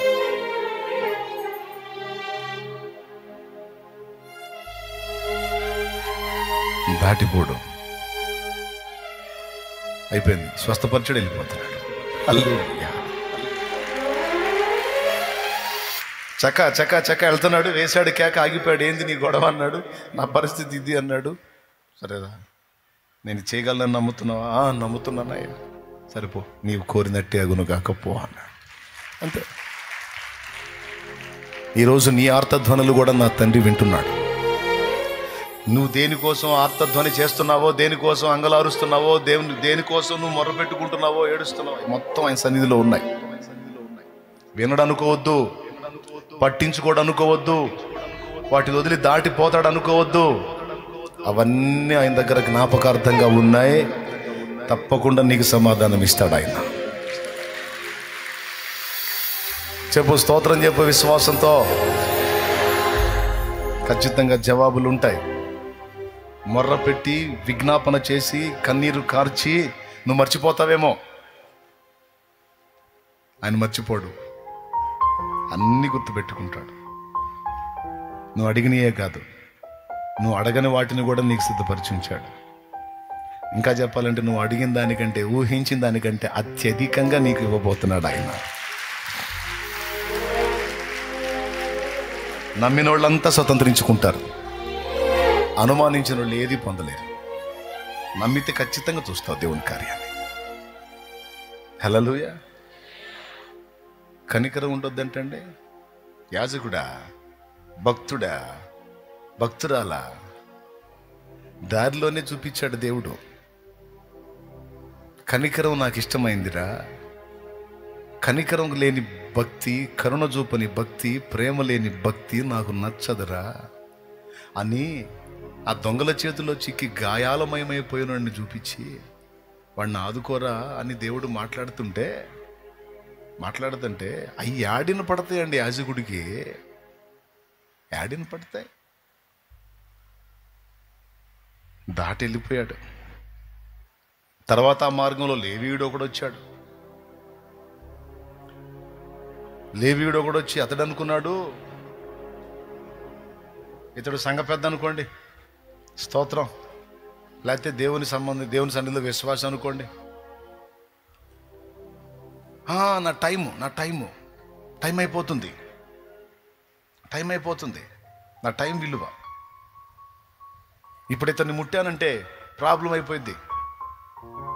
మురికిగా ఉన్నాడు, మైలతో ఉన్నాడు, అశుభ్రంగా ఉన్నాడు. ఇతని కార్యక్రమం మొదలు పెట్టాలంటే చాలా టైం అయింది. అయినా అది నా పని కాదు. ముందు పోయేవాడేమో నేను భక్తి మొదలు పెట్టాలి అని పోయాడు, వెనకపోయినోడేమో నేను భక్తిలో కొనసాగాలి అని పోయాడు. ఇద్దరు ఒకే జాతుడు. అతడు యాజకుడు, లేవీయుడు. స్తోత్రం. వీళ్ళిద్దరు కలిసి వెళ్ళేసినోడు ఒకడు ఉన్నాడు, వాడు సమరయుడు. వీళ్ళిద్దరు కలిసి వెళ్ళేసినోడు సమరయుడు. ఆ సమరయుడు వస్తున్నాడు ఆ దారిన. వీళ్ళకున్నట్టు అతనికి పనులున్నాయి. చూశాడు. వాడిని చూసి తను ఎక్కిన పశువు మీద నుంచి దిగి పరుగును వాని దగ్గరకు వచ్చి వాని పరిస్థితి చూసి ముందు కాసిన నీళ్లు దాపి అన్ని పైకెత్తుకొని ఆడి గాయాలు కట్టి నూనె ద్రాక్షరసం పోసి ఆ గాయాలను కట్లు కట్టేసి తన దగ్గర ఉన్న వస్త్రాలు వాడి మీద కప్పేసి తన పశువు మీద అతన్ని ఎక్కించి తీసుకెళ్తున్నాడు. ఎంత పని చేశాడో చూడండి. మళ్ళీ సమరయుడు, అంటరానోడు,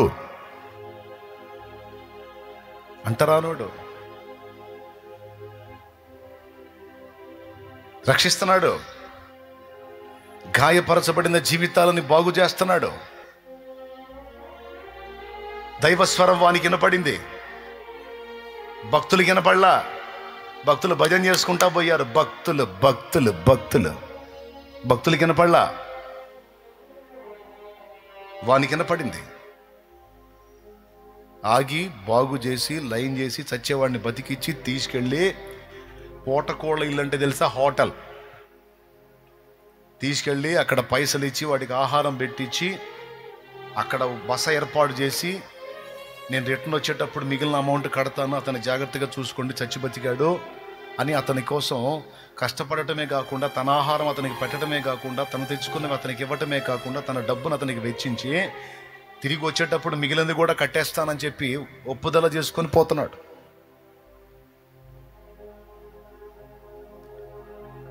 ఎవరి దగ్గర ఉందండి కనికరం? పెద్ద భక్తుడు యాజకుడు, చిన్న భక్తుడు లేవీయుడు, అంట్రానోడు సమరయుడు. మరి దేవుడు మెచ్చే కనికరము, ప్రేమ, జాలి, దయ అనే పరిమళం ఎవరి దగ్గర ఉందండి? ఇది లేని వాని యాజకత్వం ఎందుకంటే తగలబెట్టనా? ఇది లేని వాని లేవియతనం ఎందుకంటే తగలబెట్టనా? ఇప్పుడు మీకు అర్థం అవ్వాలి ఇప్పుడు ఈ మాటలు ఎందుకు చెప్తున్నాను.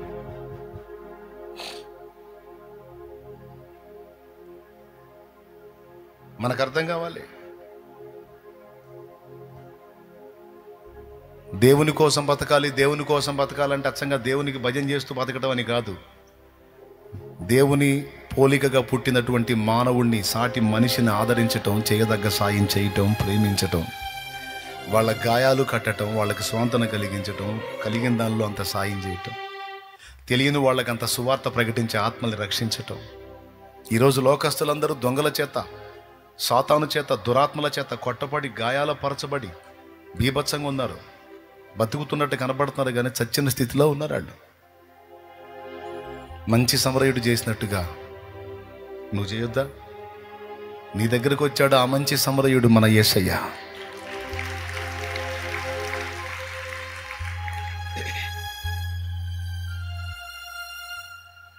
వచ్చి నీ గాయాలు కట్టాడు, నిన్ను బతికించాడే, నీకు ధైర్యం ఇచ్చాడు, భరోసా ఇచ్చాడు, ఈరోజు బ్రతుకు విలువ నేర్పాడు. మరి ఇతరులకు నువ్వు చేయొద్దా? ఈరోజు నీకు నాకు ఇస్తున్న పిలుపదే, నా కుమారుడా నా కుమారి, నీ ఎడల నేను ఎట్టి ప్రేమ కనపరిచానో, నీ కోసం నన్ను నేను ఎలా అర్పించుకున్నానో, నీవు కూడా నీ పొరుగువారి నిమిత్తం అవసరమైతే నీ ప్రాణం కూడా పెట్టబద్దుడవై బద్దురాలవై ఉండాలి. హల్లెలూయా. దిగజారిన వేళ ఎరికో దిగిపోతిని, దిగిపోయిన వేళ దొంగలకు చిక్కితిని. దిగజారిన వేళ ఎరికో దిగిపోతిని, దిగిపోయిన వేళ దొంగలకు చిక్కితిని. దొంగల చేతికి చిక్కిన వేళ గాయపరచబడి తిని. గాయములను కట్టుమా సమరయుడా, గాయములను కట్టుమా సమరయుడా, నా మంచి సమరయుడా, ప్రభావ ప్రేమామయుడా, నా మంచి సమరయుడా, ప్రభావ ప్రేమామయుడా, నా ఆత్మ కాపరి, గొప్ప కాపరి, ప్రేమ కాపరి, ప్రధాన కాపరి, ప్రేమ కాపరి, ప్రధాన కాపరి, నా మంచి సమరయుడా, ప్రభావ ప్రేమామయుడా, నా మంచి ప్రభావ ప్రేమామయుడా. దేవునికి మహిమ. లోకంలో ఉన్న అన్యులు ఈ బాపతలోనే ఉన్నారు. వాళ్ళని ఆదరించటం, ప్రేమ చూపటం, కనికరించటం, వారికి దేవుని కూర్చున్న వాక్కును ప్రకటించటం, వారి హృదయాలను ఆదరించటం గాయములను కట్టిన సమరయుడి లెక్కలోకే వచ్చింది. Point number 1. పాయింట్ నెంబర్ 2, రక్షణలోనికి వచ్చి మళ్ళా లోకంలోనికి దిగజారిన వాళ్ళు, యెరూషలేము అనుభవం నుండి ఎరికోకు దిగిపోయిన అనుభవంలో ఉన్నటువంటి వాళ్ళు ఒకప్పుడు యెరూషలేము అనుభవంలో ఉన్నారు. యెరూషలేము అనుభవంలో అక్కడి నుంచి మళ్ళీ ఇప్పుడు ఎరికో అనుభవంలోకి దిగిపోయారు. అంటే మళ్ళీ పాపంలోనికి పడిపోయారు. పాపంలోకి వెళ్ళిన సైతాన్ ఊరుకుంటాడా? చీల్చి చెండాడతాడా? ఇప్పుడు మళ్ళా వాళ్ళు దొంగల చేతికి చిక్కి గాయపరచబడిన పరిస్థితుల్లోకి వెళ్ళిపోతారు. వాళ్ళని తిరిగి దర్శించి వాళ్ళ గాయాలు కట్టి మళ్ళా తిరిగి లైన్లోనికి తీసుకొచ్చే మంచి సమరయుడిలాగా నీవు నేను మనం ఉండాలి. రక్షణ పొందని వాళ్ళ మీద కనికరం చూపాలి. రక్షణ పొంది కూడా దిగజారిపోయిన వారి మీద నిశ్చయంగా మనం కనికరం చూపాలి. ఎంతమందికి అర్థమైంది? కొంతమంది నమ్మకంగా ఆత్మీయంగా వస్తా వస్తా వస్తా వస్తా సడన్గా దిగజారిపోతారు. అలా దిగజారిపోయిన వాళ్ళ మీద అసహ్యపడటం కాదు. ఇలా ఎందుకు చేశారు, అలా ఎందుకు చేశారు, సహవాసాన్ని దూరం అయ్యారు, అందుకు ఇట్టబట్టారు, ఇట్లా అయిపోయారు అంటాం కాదు. అవసరమైతే నువ్వు మాట్లాడి దర్శించి బలపరిచి, దేవుడు ఇంకా నిన్ను ప్రేమిస్తున్నాడు, ఇంకా నిన్ను క్షమిస్తున్నాడు, దిద్దుకో రా అని వాళ్ళని దేవుని దగ్గరికి నడిపించేటట్టు ఉండాలి. అసహించుకొని విసర్జించకూడదు.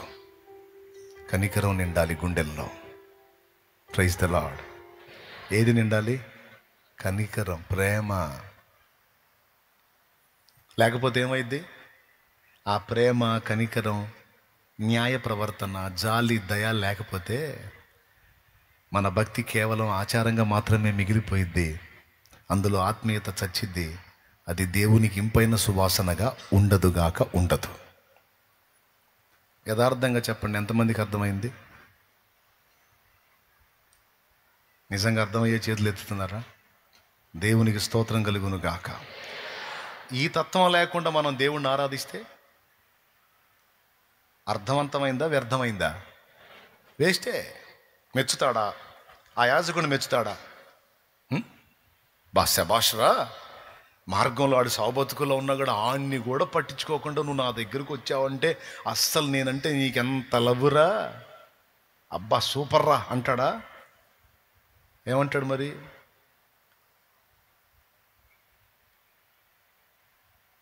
నీకు తెలిసి ఏమంటాడు? నేను చెప్పాల్సిన అవసరంలా. ఆ సమరయుడి విషయాలు ఏమంటాడు మరి? మెచ్చుకున్నాడు.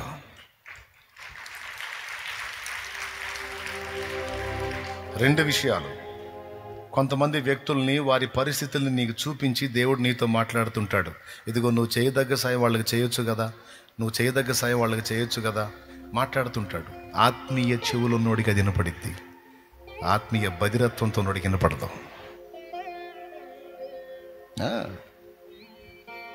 కొన్ని పరిస్థితుల్లో దేవుడు నీతో మాట్లాడతాడు అనేది ఒకటి. రెండోది ఏంటో తెలుసా? అవకాశం.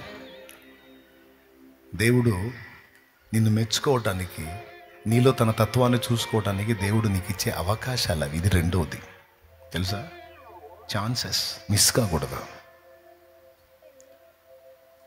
ఆగి పరిచర్య చేయొచ్చు, ఏముంది లేని వెళ్ళిపోవచ్చు. అడ్డోడ్ సెంటర్లో ఎండాకాలం రోజుల్లో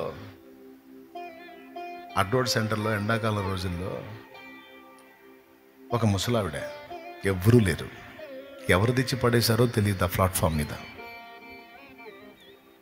చండాలం చేసుకొని కూర్చుంది, ఎర్ర టెండలో, పైన బట్టలు కూడా లేవు. ముసలావిడ యూరిన్ చేసుకొని గందరగోళం చేసుకొని ఉందాం. ఆ సెంటర్ మొత్తం జనం తిరుగుతున్నారు, కానీ ఆ ముసలావిడ జోలికి ఎవ్వడు పోవటంలా. ఒక స్త్రీ కానీ ఒక పురుషుడు కానీ ఎవ్వరు పోవటంలా. చూస్తున్నారు, తిరుగుతున్నారు, ఎవ్వరు పట్టించుకోవాలా. ఆడ మనిషి అయిపోయింది. నేను చూస్తున్నా, బాధపడుతున్నా, వస్తున్నా, అడ్డోడ్డు ఎక్కుతున్నా, అమెరికా ఎక్కుతున్నా. అరే రే రే రే ఈ పరిస్థితుల్లో ఉంది, ఏం గతి ఏందని ఆలోచన చేస్తా ఎక్కుతున్నా.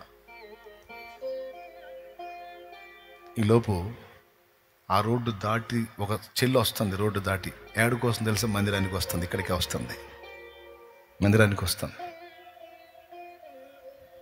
ఆమెకి వెళ్ళి చూసింది. అసలు ఈ అమ్మాయి ఏం చేసిద్దో అని నేను సైలెంట్గా పక్క నుండి అబ్జర్వ్ చేశా. అల్లాడిపోయింది. ఆ పెద్ద ఆవిడని చేతులతో ఎత్తుకుంది.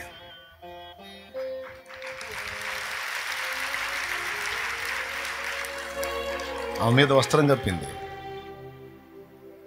చాలా అశుభ్రంగా ఉందామా, పట్టుకోవడానికి కూడా మనసు రాని స్థితిలో ఉంది. కానీ అలాగే నెత్తేసింది పట్టుకొని. ఆ ఎండ నుండి ఒక పక్కగా తీసుకెళ్ళి కూర్చోబెట్టి, నీడను కూర్చోబెట్టి, ఆమె పైన బట్ట కప్పి ఆమెకు ఉపచారం చేస్తే ఏడ్చుకున్నా, నిలబడి ఏడ్చుకున్నా. ఎవరో కాదు, ఆ బిడ్డ నా ఆత్మీయ బిడ్డ అయినందుకు నా ఆనందానికి అవధులు లేవు. ఈ పని చేసిన బిడ్డ నా ఆత్మీయ బిడ్డ అయినందుకు ఎంత పులకించిపోయిందో నా మనసు. బా, థ్యాంక్ యూ లార్డ్, నీకు వందనాలు. ఇలాంటి బిడ్డను నాకు ఇచ్చినందుకు నీకు స్తోత్రం ప్రభువా. నేను మనస్ఫూర్తిగా కృతజ్ఞతలు చెల్లించాను, దేవునికి కృతజ్ఞతలు చెల్లించాను. నా బిడ్డ హృదయంలో కనికరం ఉంది ప్రభువా. నాకెందుకులే, నేను మందిరానికి వెళ్తున్నాను, మందిరం అని పరిగెత్తలేదు, కానీ ముందు అక్కడ అభాగ్యురాల్ని కనిపెట్టాను. ఎండకి మాడిపోతుంది మధ్యాహ్నం పూట, నా కళ్ళారా చూసా.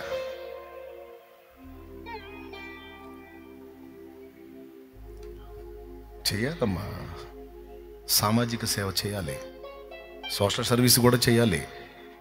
నేను ఆకలి గుంటిని, మీరు నాకు ఆహారం ఇచ్చితిరి. నేను దప్పిగొంటిని, మీరు నాకు దాహం ఇచ్చితిరి. నేను చెరసాలలో ఉంటిని, నన్ను చూడవచ్చితిరి. నేను రోగినై ఉంటిని, మీరు నన్ను పలకరించారు. నా తండ్రి చేత ఆశీర్వదించబడిన వారలారా, లోకం పుట్టినది మొదలుకొని మీకోసం సిద్ధపరచబడినదిగో మహిమ లోకం, వెళ్ళండి మీకోసమే అంట.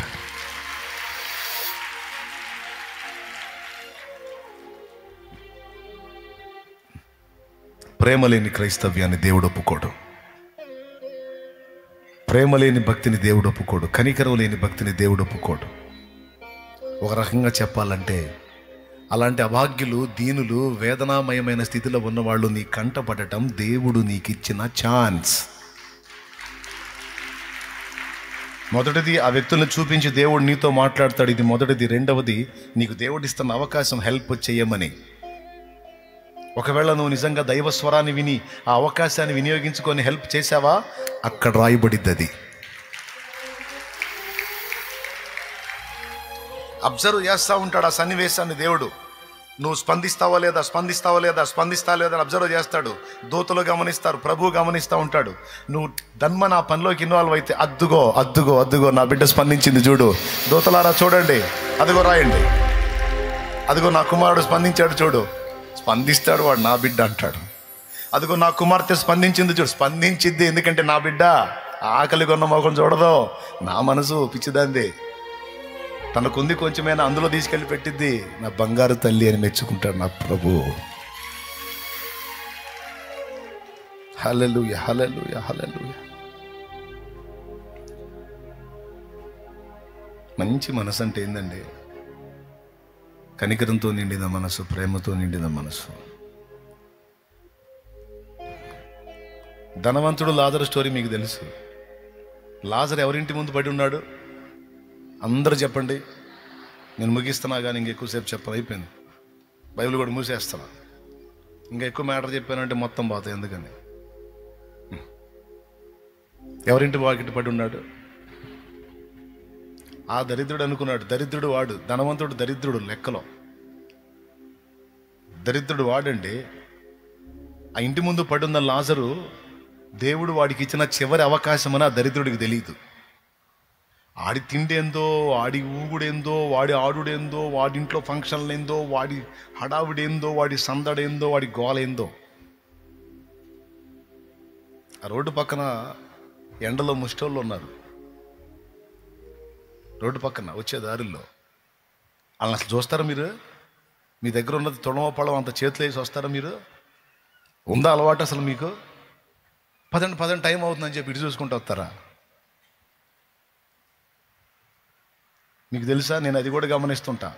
ఒక్కోసారి నేను అటు నుంచి వస్తుంటా, జనాలు వస్తూ ఉంటారు లోపలికి. ఆ ముష్టోళ్ళకి వెళ్ళి వీళ్ళకెళ్ళి చూస్తూ ఉంటా, ఎవరన్నా కనికరించేంత రూపాయి వేస్తారేమో వాళ్ళకని చూస్తుంటా. నేను ఏడుండి చూస్తున్నానో కూడా తెలియదు మీకు. నేనే అట్ట కనిపెడుతుంటే ఆయన ఎంత కనిపెడతాడో చూడండి. ఇక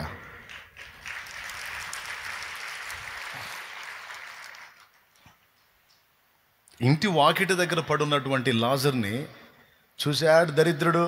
ఆడితో నాకెందుకు అని ఆడి ఫంక్షన్లు ఏందో, ఆడి సంబరాలు ఏందో, ఆడి బిర్యానీలు తింటం ఏందో, ఆడి పండగలు చేసుకోవటం ఏందో, కానీ అంత రొట్టె ముక్క పెట్టిన పాప అనబలాడు దరిద్రుడుగా ఎవడాడు? మరి దరిద్రుడుగా ఎవడండాడు? వాడు అనుకున్నాడు ముష్టోడు నా ఇంటి వాకిట పడున్నాడని. కానీ ఆడికి తెలియదు, నన్ను నరకం నుంచి, పాతాళం నుంచి తప్పించడానికి దేవుడిచ్చిన చివరి అవకాశం అతడేనన్న సంగతి దరిద్రుడికి తెలియదు. నిజంగా అండి, ఒక్క రొట్టె ముక్క కానీ వాడికి వేసినట్టయితే ఈ దరిద్రుడు, ఈ ధనవంతుడు వాడు పాతాళానికి పోయేవాడు కాదు. కానీ ఆ దరిద్రుడు ఆ పని చేయలే. కావాలంటే మీరు చదవండి, లూకాసు వార్త 16 అది ఇంటికి పోయి చదవండి. ఆ ఇంటి నుండి, వాకిటి నుండి పడే రొట్టె ముక్కతో ఆకలి తీర్చుకొనగోరేను అని ఉంది, కానీ తిని ఆకలి తీర్చుకోనేను అని లేదు. కాయలు కానీ తినుబండలుగా మురగబెట్టుకుంటారు, కానీ కొంతమంది సద్దిపెట్టెల్లో పెట్టి ఏంది గడ్డలు కట్టిందాకా, ఐసు గడ్డలు కట్టిందాకా. సద్దిపెట్టెలు అంటే తెలుసా? ఒక ఆయన పెట్టాడులే పేరు ఫ్రిడ్జ్కి. దేవునికి స్తోత్రం. ఏంది అన్ని గడ్డలు కట్టిందాకా దాచిపెట్టుకుంటారు, కానీ అరే వాళ్ళకి పాపం లేదురా, ఇది తీసుకెళ్ళిస్తే వాళ్ళు తింటారు, ఇది తీసుకెళ్ళిస్తే వాళ్ళు తింటారు అనుకోరండి. కొంతమంది హృదయాలు ఏం పాషాణాలో నాకు అర్థమై సాగదు. ఐసు గడ్డలు కట్టుకుంటాయి, బూజులు పడతాయి, బాగా కుళ్ళిపోయిన తర్వాత అప్పుడు వచ్చేది జాలి ఏళ్ళకి. పారే బుద్ధి కాక ఇదిగో ఇట్రా, ఇది తీసుకో, 3 రోజులు మురగబెట్టా కానీ తీసుకో, తిని జాగ్రత్త. ఎప్పుడన్నా పిలిచినప్పుడు వచ్చి కసువుడు. ఓరిని త్యాగమో, ఓ అమ్మ ఏమి జాలే తల్లి నీకు అమ్మా, 3 రోజులు మురగబెట్టిచ్చావు మా తల్లివి, నీకే తినాతిగా కాళ్ళకి ఇచ్చావు, మహాప్రసాదం అని కళ్ళకు అద్దుకుంటారు వాళ్ళు. పక్క పోయి తిట్టుకుంటారు, పనికి మళ్ళీ పాపిషిదని. కుళ్ళిపోయింది, మురిగిపోయింది ఇచ్చింది, కానీ ఓడవాలంట, ఓడవాలి. నువ్వు ఇచ్చిన దాన్ని మెచ్చరో బాయ్, మురిగిపోయినా కాదు, ఫ్రెష్గా ఉన్నప్పుడు నువ్వు తిను. నీ కడుపు పట్టినట్టు తిను, మిగిలిదా నలుగురికి పంచు. ఇంట్లో కూడా చూస్తూ ఉంటా, ఎవరెవరు మీలాంటి వాళ్ళు తెచ్చిస్తుంటారుగా, ఆడ పెడుతుంటారుగా, ఇస్తరికి వెళ్ళి చూస్తూ ఉంటా, దాచిపెట్టు మురగబెట్టని ఎమ్మటి పంపించిద్ది, చూశాడని. దేవునికి స్తోత్రం, హల్లెలూయా. మరి ఏందది? ఎందుకండి? ఆకలిందో తిను, లేకపోతే తినగల వాళ్ళు నలుగురికి పెట్టు. పండగ చేసుకుంటారు, వాళ్ళు తెచ్చుకొని తినలేరు, నువ్వు పెట్టు, కాయ పెట్టు, మంచి కాయ ఇవ్వు, సంతోషపడతారు.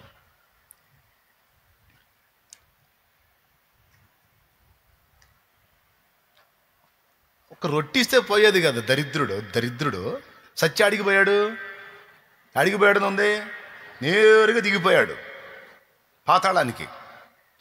లాజరు అడిగిపోయాడు, నేరుగా అబ్రాహామును అనుకొని కొనిపోబడ్డాడు.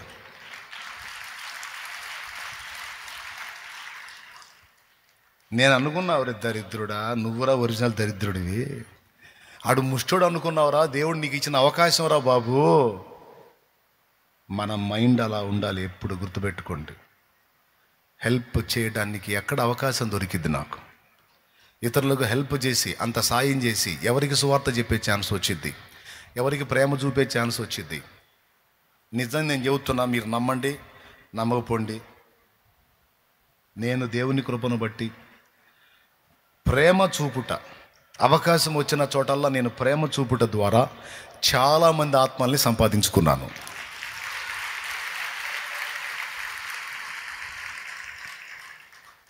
ప్రేమగా పలకరించుట, ప్రేమగా మాట్లాడుట, ప్రేమగా పరామర్శించుట, కలిగిన దానిలో హెల్ప్ చేయటం, విసుక్కోకుండా ఆత్మల్ని గెలుచుకున్న చాలా ఆత్మలు. వెండి బంగారాలు ఇవ్వాల్సిన అవసరంలా, ఆపదలో ఉన్నవాడికి కలిగిన దానిలోంచి అంత సాయం చేసి, ఎట్లుంది నీ పరిస్థితి, ప్రేమగా పలకరించు, నవ్వుతో మాట్లాడు, ధైర్యం చెప్పు, సంతోషపడతారు, బతికిపోతారు.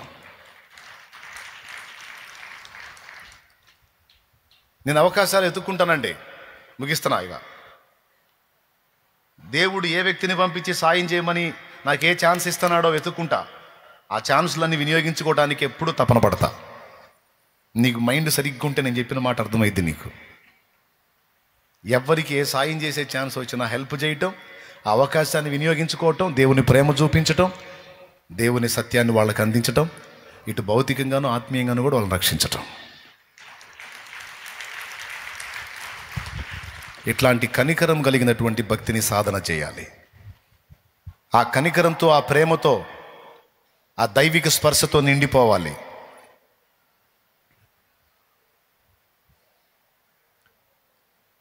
అలాంటి మనస్సు మనందరికీ నా తండ్రి దయచేయునుగాక. ఆమేన్. అభాగ్యుని చూపించే దేవుడు ఏం మాట్లాడుతున్నాడు? ఇదిగో అతనికి హెల్ప్ చేయి. మంచి సమరయుడి పని అది. అసలు ఎంత ఇంట్రెస్ట్ అండి అతని పని. ఎట్టుందో తెలుసా? అబ్బాయి నా డ్యూటీయే ఇది అన్నట్టు చేశాడు. నా డ్యూటీయే ఇది. ఎక్కడ ఎవరు పడిపోయి ఉన్నారు, ఎక్కడ ఎవరు గాయాలతో ఉన్నారు, వాళ్ళని ఆదుకోవటమే నా డ్యూటీ అన్నట్టు చేశాడు. లేకపోతే ఎవరికేం పని అండి? గాయాలు కట్టడం ఏంది, నూనె ద్రాక్షరసం పోయటం ఏంది, ఆడికి ఏదో దొంగలు దెబ్బలు కొట్టిపోతే ఇతను కట్లు కట్టడం ఏంది, ఇతను తీసుకెళ్ళి పూటకోళ్ళ ఇంటి వాడిని చేర్చడం ఏంటి, అతని పక్షంగా ఇతని డబ్బును కట్టడం ఏంటి? వీళ్ళు పక్క రక్త సంబంధికులైనట్టు చేస్తున్నాడు, కానీ వానికి వీనికి సంబంధమే లేదు. దీన్ని బట్టి చేశాడు కనికరం, ప్రేమ, జాలి. యేసు ప్రభు ఏమన్నాడు? అయ్యో వేషధారులైన శాస్త్రులారా, మీరు పుదీనాలోను, సోపులోను, జీలకర్రలోను దశంభాగాలు ఇస్తున్నారు, కానీ దేవుడు చెప్పిన న్యాయమును, కనికరమును, విశ్వాసమును విడిచిపెట్టి తిరిగి అన్నాడు. మనం వాటిని విడవకూడదు. వాటిని విడిచిపెడితే ప్రేమ లేని భక్తి. చెప్పండి, ప్రేమ లేని భక్తి వ్యర్థమైన భక్తి. ప్రేమ లేకుండా చేసే ఆరాధన నెక్స్ట్ మీరే చెప్పండి. వ్యర్థమైన, కనికరం లేకుండా చేసే ఆరాధన, జస్ట్ పెదవులతో ఆచరించే ఆరాధన, హృదయాన్ని దేవుని చిత్తానికి అనుగుణ్యంగా మలుచుకోకుండా దేవుని చిత్తానికి దూరం చేసుకున్నటువంటి ఆరాధన వ్యర్థమైన ఆరాధన. మనుషులు కల్పించిన పద్ధతులు దైవోపదేశాలుగా భావించి దేవుని వాక్యాన్ని నిర్లక్ష్యం చేసే భక్తి వ్యర్థమైంది.